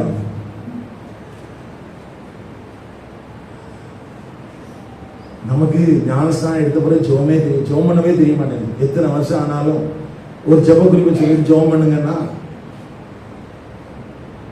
பாஸ்டர் இருக்கும்போது பண்ண முடியாது, எல்லாரும் இருக்கும்போது பண்ண முடியாது. கவனிங்க, இதெல்லாம் அவங்க எங்க போய் கத்துக்கிட்டாங்க? ஒரு கன்வர்ஷன் தான் இவ்வளவு, ஒரு ரிப்பன்டன்ஸ் தான் இவ்வளவு மாற்றத்தை அவங்களுக்குள்ள கொண்டு வந்திருக்கு. ஒரு மனம் திரும்புதல் தான் அவனுடைய வாழ்க்கையில் என்ன செஞ்சிருக்குது? இவ்வளவு மாற்றங்களை கொண்டு வந்திருக்கு. அவங்க என்ன பிரேயர் கேம்ப் அட்டன் பண்ணாங்களா? அவங்க அட்டன் பண்ணதெல்லாம் அப்போஸ்தலர் உபதேசத்துல போய் உட்கார்ந்து இருந்தாங்க. ஆனா ஜெபம் பண்றதுல அவங்க எப்படி இருக்கிறாங்க? உறுதியா தரித்திருந்தாங்க. அடுத்தது எழுதினா ரொம்ப முக்கியமானது, எல்லாருக்கும் என்னாச்சா? ஒரு ரெவரன்ஷியல் ஃபியர். என்ன? தேவனை குறித்தும் தேவனுக்கு அடுத்த காரியங்களை குறித்து ஒரு பயம் வந்துச்சு. ரட்சிக்கப்பட்டவங்களுக்குள்ள ஒரு தெய்வ பயம் வந்துச்சு. இன்னைக்கு ரட்சிக்கப்பட்டிருக்கிற நமக்குள்ள தெய்வ பயம் இருக்குதா? அடுத்தது என்ன நடந்தது? காணியாட்சிகளையும் எல்லாருக்கும் பயம் உண்டாயிற்று. அப்போஸ்தலர்களாலே அநேக அற்புதங்களும் அடையாளங்களும். அற்புதங்கள் அடையாளங்கள் எதுக்காக சொன்னேன்? அப்போஸ்தலருடைய உபதேசங்கள் தேவனால் அங்கீகரிக்கப்பட்டவைகள் என்பதற்கு அது என்னவா இருக்குது? அடையாளமா இருக்குது. ஒவ்வொரு செஷன்லையும் ஆண்டவர் உள்ள வந்து, ஆமா இது என்னால தான் நடப்பிக்கப்படுகிறது என்பதற்கு அவர் அடையாளத்தை போட்டுட்டே இருக்கிறார். அப்ப நம்முடைய சபையிலையும் நம்ம சரியான பாதையில போகும்போது ஆண்டவர் நாம் பாதையில சரியான பிரயாணிக்கிறோங்கிறதுக்கான அவர் என்ன செய்ய முடியும்? ஒரு முத்திரையை நம்ம மேல போட முடியும். அப்படி அனுபவத்தை நம்ம பெற்றிருக்கிறோமா? அடுத்தது என்ன பண்ணாங்க? விசுவாசிகள் எல்லாரும் என்ன செஞ்சாங்க? ஒருமித்திருந்தாங்க. ஒருமித்திருந்து, ஆமா சிலர் கேட்கிறாங்க, இதெல்லாம் இன்னைக்கு சாத்தியமா ஐயா? இன்னைக்கு காலகட்டத்துக்கு இதெல்லாம் சாத்தியமா? இந்த வசனத்தை அப்படியே கையில் வச்சுக்கோங்க. 1 யோவான் 3ஆம் அதிகாரம், 1 யோவான் 3ஆம் அதிகாரம் 17ஆம் வசனம் 18ஆவது வசனம். ஒருவன் இவ்வுலக ஆஸ்தியுடையவனாய் இருந்து தன் சகோதரனுக்கு குறைச்சல் உண்டு என்று கண்டு தன் இருதயத்தை அவனுக்கு அடைத்துக் கொண்டால் அவனுக்குள் தேவ அன்பு நிலை கொள்கிறது எப்படி? என் பிள்ளைகளே, வசனத்தினாலும் நாவினாலும் அல்ல, கிரியையினாலும் உண்மையினாலும். ஆமா, யோவான் அப்போஸ்தலன் இதை பிரசங்கம் பண்ணியிருப்பாங்க. எல்லாரும் ஒருமித்து இருக்கிறார்கள். ஒருமித்து இருக்கும் போது ஒருவருடைய குறைச்சல் தெரிகிறது, ஒருவருடைய குறைவு தெரிகிறது. இப்ப என்ன பண்றது? இல்லையா, குறைவாகவே நான் ஜெபிக்கிறேன்னு சொன்னா அப்படி இல்ல, அவனுக்குள்ள தேவ அன்பு இல்ல. என்ன செய்யணும்? அப்போ என்ன செய்ய? அவங்களுக்கு கொடு. அப்ப இந்த போதனைகளை கேட்டதுனால அவங்க என்ன பண்ணாங்கன்னா 45ஆம் வசனத்துல காணியாட்சிகளையும் ஆஸ்திகளையும் விற்று ஒவ்வொருவனுக்கும் தேவையானதற்கு தக்கதாக அவைகளில் எல்லாருக்கும். அப்ப அப்போஸ்தலருடைய உபதேசம் இவருடைய வாழ்க்கையில எல்லாத்தையும் எதை வைக்கணுமோ அதை வைக்க வச்சது. எதை கொண்டு அப்போஸ்தலருடைய பாதத்துல வைக்கணுமோ அங்க வச்சது. எதை கொண்டு குறைச்சல் உள்ளவனுக்கு கொடுக்கணும்னு தோணுச்சோ அங்க கொடுத்துட்டாங்க. இது இன்னைக்கு தேவையா? 1 யோவான் 3ஆம் அதிகாரம் 17ஆம் வசனம் 18ஆம் வசனம் இன்னைக்கு காலகட்டத்துக்கு தேவையா? தேவையா? தேவைதானே? அப்போ தேவனுடைய சபைக்குள்ள இந்த மாற்றங்கள் எல்லாம் உடனடியாக வந்தது மாற்றங்கள். அடுத்தது என்ன நடந்தது? அவர்கள் ஒருமுறைப்பட்டவர்களாய் தேவனுடைய ஆலயத்தில் அனுதினமும் தரித்திருந்தார்கள். இதுல நம்ம இன்னொரு கவனிக்கணும் என்னன்னா, காணியாட்சிகளையும் ஆஸ்திகளையும் விற்றுவிட்டு தங்கள் பேர்ல டெபாசிட் போட்டுக்கல. வித்துட்டு என்ன செஞ்சாங்க? கொடுத்துட்டாங்க.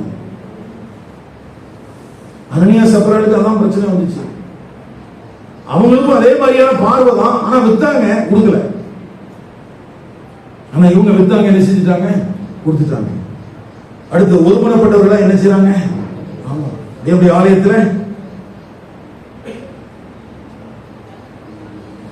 அனுதினமும் அந்த வார்த்தை இருக்கு அவங்க பைபிள்ல, ரட்சிக்கப்பட்டு ஞானஸ்நானம் பெற்று சபைக்குள்ள வந்தவன் என்னைக்கு மாத்திரம் வரல, ஞாயிற்றுக்கிழமை வரல. எப்போ வந்தாங்க? அனுதினம். சிலுவை சுமக்கிறதும் அனுதினம் தான். தேவாலயத்துக்கு வந்தது எப்பதான்? அனுதினம் தான். அப்போ ஆதி அப்போஸ்தலர் சபையை போல மாத்து ஆண்டவரே சொல்லிட்டு சும்மா கண்ணா பண்ணான்னு கத்துனா பத்தாது. அங்க என்ன நடந்துச்சுங்கிறதாவது குறைஞ்சபட்சம் நமக்கு தெரியணும். அது நம்முடைய வாழ்க்கையில பிராக்டிஸ் பண்றதுக்கு நம்ம முயற்சிக்கணும். எதுவுமே செய்யாம, அதனால தான் செத்த விசுவாசம் தைரியமா சொன்னேன். கவனிங்கள், கர்த்தருடைய வார்த்தை எப்படி எழுதப்பட்டிருக்கிறது. ஆதி திருச்சபை ஒரு பிரசங்கத்தை கேட்ட ரட்சிக்கப்பட்ட 3000 பேர் எப்படி தரமுள்ள கிறிஸ்தவர்களாக மாறி இருந்தார்கள். வசனத்தின்படி பார்த்தா எபேசியர் 2ஆம் அதிகாரத்தில் ஒரு தேவனுடைய ஆலயமாக கூட்டி கட்டப்பட்டு வருகிறோமே. மூலைக்கல் கிறிஸ்துவாக இருக்கிறார், அப்போஸ்தலர்கள் தீர்க்கதரிசி என்பவர்கள் அஸ்திபாரங்களாக இருக்கிறார்கள். அதற்கு மேலே நாம் கட்டி எழுப்பப்படுகிறோம் அல்லவா. அங்கே ஆரம்ப கற்களாக வைக்கப்பட்டவர்கள் இந்த பரிசுத்தவான்கள் தான். இவர்களுக்கு மேலதான் நம்மளும் கட்டப்பட்டு வருகிறோம். அப்ப கட்டப்பட்டு வருகிற நம்ம எப்படி இருக்கணும்னா, இவங்கள மாதிரி இருந்தாதான் கட்டடத்துக்குள்ள இருக்கும். இவங்கள மாதிரி இருந்தாதான் கட்டடத்துக்குள்ள என்ன செய்யும்? இருக்கும்.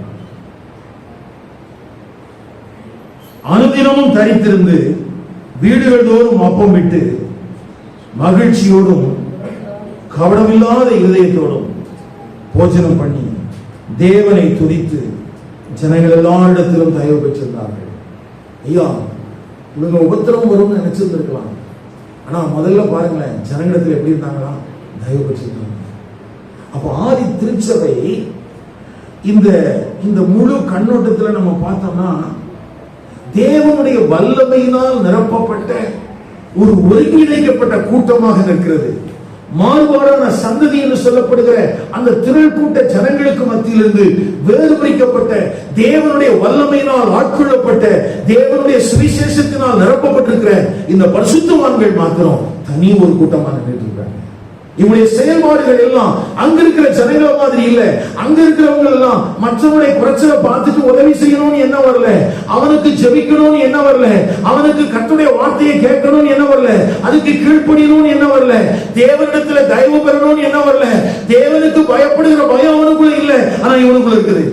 அப்படி அவர்கள் வாழ்ந்த காலத்திலே மாறுபாடுள்ள சந்ததிக்கு நடுவே காணப்பட்ட எந்த சுபாவக்கேடுகளும் அவர்களுக்கு இல்லாதபடிக்கு அவர்கள் தேவனிடத்தில் தயவு பெற்றிருந்தார்கள். எல்லாத்துக்கும் முக்கியமா நம்ம சொல்ல வேண்டியது என்னன்னா, சுவிசேஷ பிரசங்கங்கள் புதிய ஏற்பாட்டிலிருந்து பிரசங்கம் பண்ணப்பட்டது. They have enough prayer time. அவர்களுக்கான ஜெப நேரங்கள் இருந்தது. அவர்களுக்கான நல்ல அந்யோன்யம் ஐக்கியத்துக்கான நேரமா இருந்தது. சுயநலமாக யாரும் கூடி வரவே இல்லை. யாரும் எப்படி வரல? யாரும் கூடி வரல. வித்து கொடுத்தவங்களும் சுயநலத்துக்காக வரல, வாங்கினவங்களும் சுயநலத்துக்காக வரல.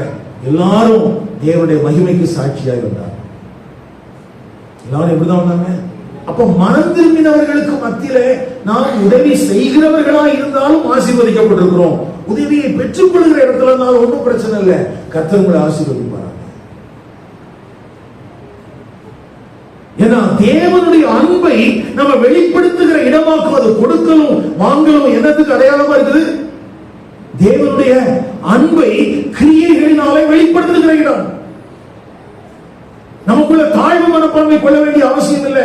மற்றவரிடத்திலிருந்து ஒரு உதவியை பெற்றுக் கொள்கிறதுனால எனக்குள்ள தாழ்வு மனப்பான்மை வர வேண்டிய அவசியம் இல்லை. மற்றவர்களுக்கு கொடுக்கிற இடத்துல கர்த்தரை வச்சிருக்கிறதுனால நாம் பெருமை அடைய வேண்டிய அவசியம் இல்லை. நாம் மனத்தாழ்மையோடு கொடுக்கணும், மனத்தாழ்மையோடு பெற்றுக் கொள்ளணும். அங்கே தேவ அன்பே மேலோங்கி இருக்கிறது. தேவ அன்பே மேலோங்கி இருக்கிறது.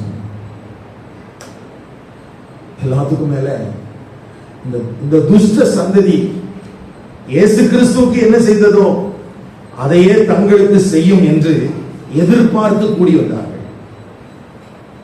எங்கேயுமே ஒழிச்சிக்கல, காடுகள்ல மலைகள் எல்லாம் போய் ஒழிக்கல. எந்த தேவ ஆலயத்துக்குள்ள யூதர்கள் ஆராதித்துக் கொண்டிருந்தார்களோ அதே வளாகத்துக்குள்ள இவர்களும் ஞானஸ்நானம் எடுத்துட்டு, இவர்களும் அப்போஸ்தலருடைய உபதேசத்தை கேட்டுட்டு, இவர்களும் அங்கேயே தான் கூடி வர்றாங்க. கர்த்தருக்கு சாட்சியாக அங்க இருக்கிற தேவனுடைய ஆலயத்தில் இருக்கிற யூதர்கள் அந்த பொல்லாத சந்ததியால் இவர்களை ஒன்றும் செய்ய முடியவில்லை, ஒன்றும் செய்ய முடியவில்லை. சரி, இதிலிருந்து நம்ம என்னையா கற்றுக்கொள்கிறோம், என்ன கற்றுக்கொள்ள போறோம் அப்படின்னா, தேவனுடைய சபை அப்போஸ்தலருடைய உபதேசத்துக்கு இடம் கொடுத்து அதுல கற்று தேறி அப்படித்தான் வளர்ச்சி அடையணும்னு சொல்லி வேதம் சொல்லுது. அப்போஸ்தலர் 2ஆம் அதிகாரத்திலிருந்து முழுவதுமாக அங்கே விசுவாசிகள் என்று எழுதப்பட்டிருந்தாலும் அது சீஷர்களை குறிக்கிற வார்த்தையாகவே தான் காணப்படுகிறது. யாரா தான் இருக்கிறாங்க? சீஷர்களாக தான் இருக்கிறாங்க. 1ஆம் அதிகாரத்தில் 120 பேர் இருந்தாங்க.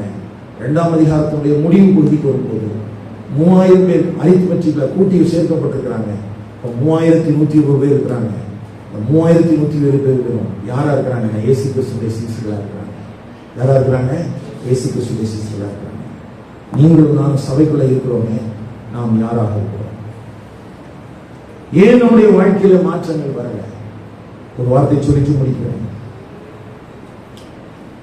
விசுவாசம் என்கிற வார்த்தையை நம்ம அடிக்கடி பிரசங்கத்தில் கேட்கிற வழக்கம் உண்டு. கிறிஸ்தவர்களுடைய விசுவாசம் என்பது அதிகப்படியான செய்திகளை உள்ளடக்கினது. இந்த விசுவாசத்தை குறித்து நாம் புரிந்து கொள்ள வேண்டிய ஒரு காரியத்தை எளிமையா சொல்லிட்டு நம்ம ஜெபிக்க முடிக்கலாம். ஒன்று, தேவன் யார் என்று அறிந்து விசுவாசிக்கிறது. யாரை விசுவாசிக்கிறது? தேவன் யார் என்று விசுவாசிக்கிறது. அவன் யார்? அவர் யார்? அவர் சிருஷ்டிகர், அவர் சர்வ வல்லமையுள்ள தேவன். இப்படின்னு சொல்லி தேவன் யார் என்று விசுவாசிக்கிற ஒரு விசுவாசம். ஓகேவா? அந்த விசுவாசம் எல்லாருக்கும் தேவை, எல்லாருக்கும் தேவை. அந்த விசுவாசத்தை உடையவர்களாக காணப்பட வேண்டும் என்று தேவன் விரும்புகிறார். ஆனா அதுல என்ன பிரச்சனைனா, அதோட நின்றக்கூடாது, அதோட நின்றக்கூடாது. ஏன்னா அதே மாதிரியான விசுவாசம் ஜனங்கள்கிட்ட மட்டும் இல்ல, பிசாசுகிட்டையும் இருக்கலாம். யார்கிட்ட இருக்குது? வாசிங்க, யாக்கோபு எழுதின நிருபம் 2ஆம் அதிகாரம் 19ஆம் வசனம். தேவன் ஒருவர் உண்டென்று விசுவாசிக்கிறாய், அப்படி செய்கிறது நல்லதுதான். பிசாசுகளும் விசுவாசித்து நடந்ததில்லை. யாரு விசுவாசிக்கிறார்? அப்போ தேவன் ஒருவர் இருக்கிறார், அவர் சர்வ வல்லமையுள்ளவர் என்று நீங்கள் விசுவாசிப்பதினாலே நாம் பெருமையா ஒன்னும் எனக்குள்ள விசுவாசம் இருக்கலாம் சொல்லக்கூடாது. அது யார்கிட்ட இருக்குது? பிசாசுகிட்ட. அப்ப அதோட என்ன சேரணும் அப்படின்னு கேட்டா, அந்த தேவன் பேசுகிற தெய்வம். அவர் என்ன செய்வாரு? பேசுவார். அவர் பேசுகிற வார்த்தைகளை கேட்டு அதற்கு கீழ்ப்படிந்து நடக்க வேண்டும். எதுக்கு கீழ்ப்படியணும்? தேவன் ஒருவர் இருக்கிறார்னு சொல்றாங்க இல்லையா, அந்த தேவன் என்ன சொல்றாருன்னு கேட்டு என்ன செய்யணும்? கீழ்ப்படியணும். அப்போ விசுவாசத்தோட சேர்ந்து என்ன வருது? கீழ்ப்படிதல் வருது. அப்போ இந்த தேவன் பேசுகிற தேவன் என்றால் நான் அவர் என்ன சொல்லுகிறார் என்று கவனித்து கேட்க வேண்டும். எப்படி கேட்கணும்? கவனித்து கேட்கணும். உங்க வீட்டுல நீங்க உட்கார்ந்து இருக்கிறீங்க, உங்க வீட்டுக்கு முன்னால நிறைய பைக் போகுது, கார் போகுது, வண்டி போகுது. அந்த சத்தத்தை வச்சு பைக்கா, ஆட்டோவா, காரா அப்படிங்கறதெல்லாம் நீங்க முடிவு பண்றீங்க. ஆனா அப்படியெல்லாம் உங்க காதுல விழுந்தா கூட அது யார் பைக்கு, அது யாருடைய காருன்னா நீங்க கவனிக்க மாட்டீங்க. அப்படிதானே? இல்ல ஒவ்வொரு டைம் சத்தம் கேட்கும்போது எழுப்பி போய் எட்டி பார்ப்பீங்களா? என்ன பண்ணுவோம்? போதும். அப்படின்னா என் காதில் அந்த சத்தம் விழதான் செய்து, ஆனா நான் கவனிக்கல. ஆனா அதே நேரத்துல உங்களுடைய நண்பர் வரேன்னு சொல்லி இருக்கிறாரு, அவருடைய வருகைக்காக எதிர்பார்த்து இருக்கிற போது நீங்க எப்படி எதிர்பார்த்துட்டு இருப்பீங்க? ஒரு பைக் வந்துச்சுன்னா, ஒரு கார் வந்துச்சுன்னா, உங்களுடைய எதிர்பார்த்து கொண்டிருக்கிற நண்பராக இருப்பாரோன்னு சொல்லி நீங்க என்ன செய்வீங்க? கவனிப்பீங்க. உடனே எழுப்பி போவீங்க. அப்படிதானே? அதே மாதிரி நீங்களும் நானும் ஆராதிக்கிற இந்த தெய்வம் பேசுகிறவர் என்கிற புரிந்து கொள்ளுதல் உங்களுக்குள்ள இருக்குமானால் அவர் பேசுகிறாரா என்று கவனித்துக் கொண்டே நீங்கள் கவனித்து கேட்டால் மாத்திரமே அவர் சொல்லுகிற வார்த்தைக்கு கீழ்ப்படிய முடியும். இன்றைக்கு ஏன் நாம் கீழ்ப்படிவதில்லை என்றால் அவர் பேசுகிறார், நாம் கவனித்து கேட்பதில்லை. இப்ப கூட நம்ம பிரசங்கத்தை கேட்டுக்கிறோம், நம்முடைய மனசு எப்படி இருக்குது? எப்போ முடியும்? பாஸ்டருக்கு கொஞ்சம் டயர்டான மாதிரி இருக்குது, அப்ப இப்ப முடிச்சுக்கூடாது. நம்ம அளவீடு அதுதானே. இல்ல அவர் வாய்ஸ்ல கொஞ்சம் மாடுலேஷன் ஆகுது, அப்ப முடிச்சிருவாரு. பைபிளை மூட போறாரு போல. இப்படியே நீங்க நினைச்சிட்டு இருந்தீங்கன்னா நீங்க கவனிச்சு கேட்கவே இல்லை, நீங்க ஒரு நாளும் கீழ்ப்படிய முடியாது. என்ன செய்ய முடியாது? ஒரு நாளும் கீழ்ப்படிய முடியாது. அப்போ நீங்க விசுவாசிக்கிற அந்த தேவன் ஒருவர் இருக்கிறார், அவர் உங்களிடத்தில் பேசுகிறார் என்று நீங்கள் வேதத்தை வாசிக்கும் போதும் வேதத்தை கேட்கும் போதும் கவனித்து கேட்டால், அதனாலதான் ஆவியானவர் சொல்கிறார், காதுள்ளவன் கேட்கிறவன். ஆவியானவர் சபைக்கு சொல்கிறதை காதுள்ளவன் கேட்க கடவன், கவனித்து கேட்க கடவன். கவனிச்சு கேட்டா அவர் சொல்றது என் காதுல விழும். என்ன கேளும்? ஆபிரகாம் சொல்லும் போது அவனுக்கு கேட்டுச்சு, உன் இனத்தை, உன் தேசத்தை, உன்னுடைய வீட்டை விட்டுட்டு நான் காமிக்கிற தேசத்துக்கு நீ போ. யார் காதுல விழுந்துச்சு? விக்கிரக ஆராதனைக்காரனான 75 வயதுல இருக்கக்கூடிய ஒரு மனுஷனுக்கு ஆண்டவர் சொல்ற வார்த்தை கேட்டுச்சு. நமக்கு விழுந்துச்சா? நமக்கு காதுல விழுதா? நல்லா பேசினாரு. என்ன பேசினார்? நல்லா பேசினார். கடைசி வரைக்கும் அந்த நல்லா பேசுறது என்னதுன்னு தெரிய மாட்டேன். சூப்பரான செய்தி பார்த்தார். சரிங்க, அந்த சூப்பரான செய்தி என்ன சொல்லுச்சு? ஆண்டவர் உங்ககிட்ட என்ன சொன்னார்? எதை விட சொன்னார்? எங்க போக சொன்னார்? எதுவும் தெரியாது. அப்போ விசுவாசம் தேவன் ஒருவர் என்றுதான் விசுவாசிக்கிறமே ஒழிய அது பிசாசிடத்திலும் காணப்படுகிறதா? அதுதான் நம்மகிட்ட இருக்குது. அடுத்த கட்டத்துக்கு நம்முடைய விசுவாசம் பலன் கொடுக்கக்கூடிய விதத்துல வேத வசனத்தை கேட்கவோ வேத வசனத்துக்கு கீழ்ப்படிவோ நாம இல்லாம இருக்கிறதுனால நம்முடைய விசுவாசத்துக்கு பேர் என்னன்னா செத்த விசுவாசம். என்ன விசுவாசம்? அப்ப ஜீவனுள்ள விசுவாசம் என்ன? எனக்கு தேவன் ஒருத்தர் இருக்கிறார்னு தெரியணும், அவர் பேசுகிறது என் காதுல கேட்கவும் செய்யணும், அதுக்கு நான் கீழ்ப்படியவும் செய்யணும். அந்த கீழ்ப்படியும் போதுதான் நான் கிரியையிலேயும் நான் தேவனை விசுவாசிக்கிறேன் என்று தேவனை மற்றவர்களுக்கு காண்பிக்கிறேன். அப்பொழுதுதான் எனக்குள்ள இருக்கிற விசுவாசம் வளர்ச்சி அடைகிறது என்று அர்த்தம். அதுக்கு பேர் தான் ஜீவன் உள்ள விசுவாசம். அதுக்கு பேர் தான் என்னது? அப்ப ஜீவனுள்ள விசுவாசத்தை உடைய விசுவாசியாக சபையில இருந்தா இங்கே போதிக்கப்படுகிற கர்த்தருடைய வார்த்தைகளை கவனித்து கேட்பீர்கள். இங்கே போதிக்கப்படுகிற கர்த்தருடைய வார்த்தைகளுக்கு நீங்கள் கவனமாய் செவி கொடுப்பீர்கள். கர்த்தருடைய வார்த்தைக்கு செவி கொடுக்கிற, கர்த்தருடைய வார்த்தைக்கு கீழ்ப்படுகிற, கர்த்தர் பேரில் விசுவாசமாய் இருக்கிற உங்களுடைய வாழ்க்கையில தெய்வ பயம் இருக்கும். என்ன இருக்கும்? தெய்வ பயம் இருக்கும். உங்க வாழ்க்கையை பார்த்தா மற்றவங்க சொல்லுவாங்க they are devoted Christian. இப்போ நம்ம எல்லாம் டிவோட்டிஸ், பக்தர்கள். ஏன்னா நம்ம வீட்டுல எல்லாம் சிலுவை அடையாளம் இருக்குது, சிலுவை சுமப்பது இல்லை.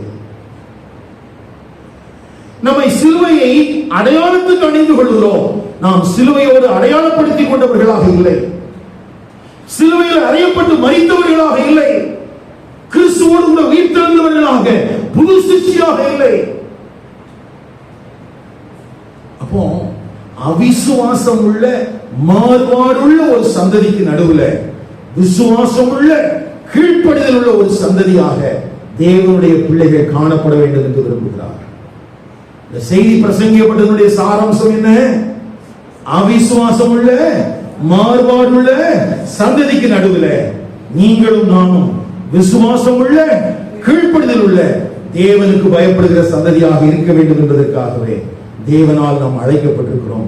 அதற்காகத்தான் மனம் திரும்புவதற்கான அழைப்பு, அதற்காகத்தான் பாவ மன்னிப்பு, அதற்காகத்தான் பரிசுத்த ஆவியின் வரம், அதற்காகத்தான் ஞானஸ்நானம், அதற்காகத்தான் கிறிஸ்துவை நாம் பின்பற்றுவது. அப்போ இது நம்முடைய வாழ்க்கையில நடந்துச்சுனாதான்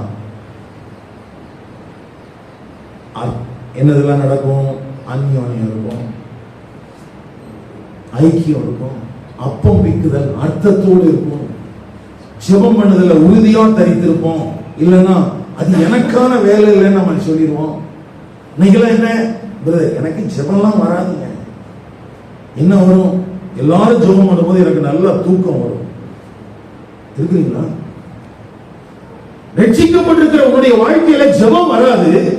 ரட்சிக்கப்பட்டிருக்கிற உன்னுடைய வாழ்க்கையில வேத வசனத்தை குறித்த புரிந்து கொள்ளுதல் வராது. என்ன மட்டும் நல்ல வருது.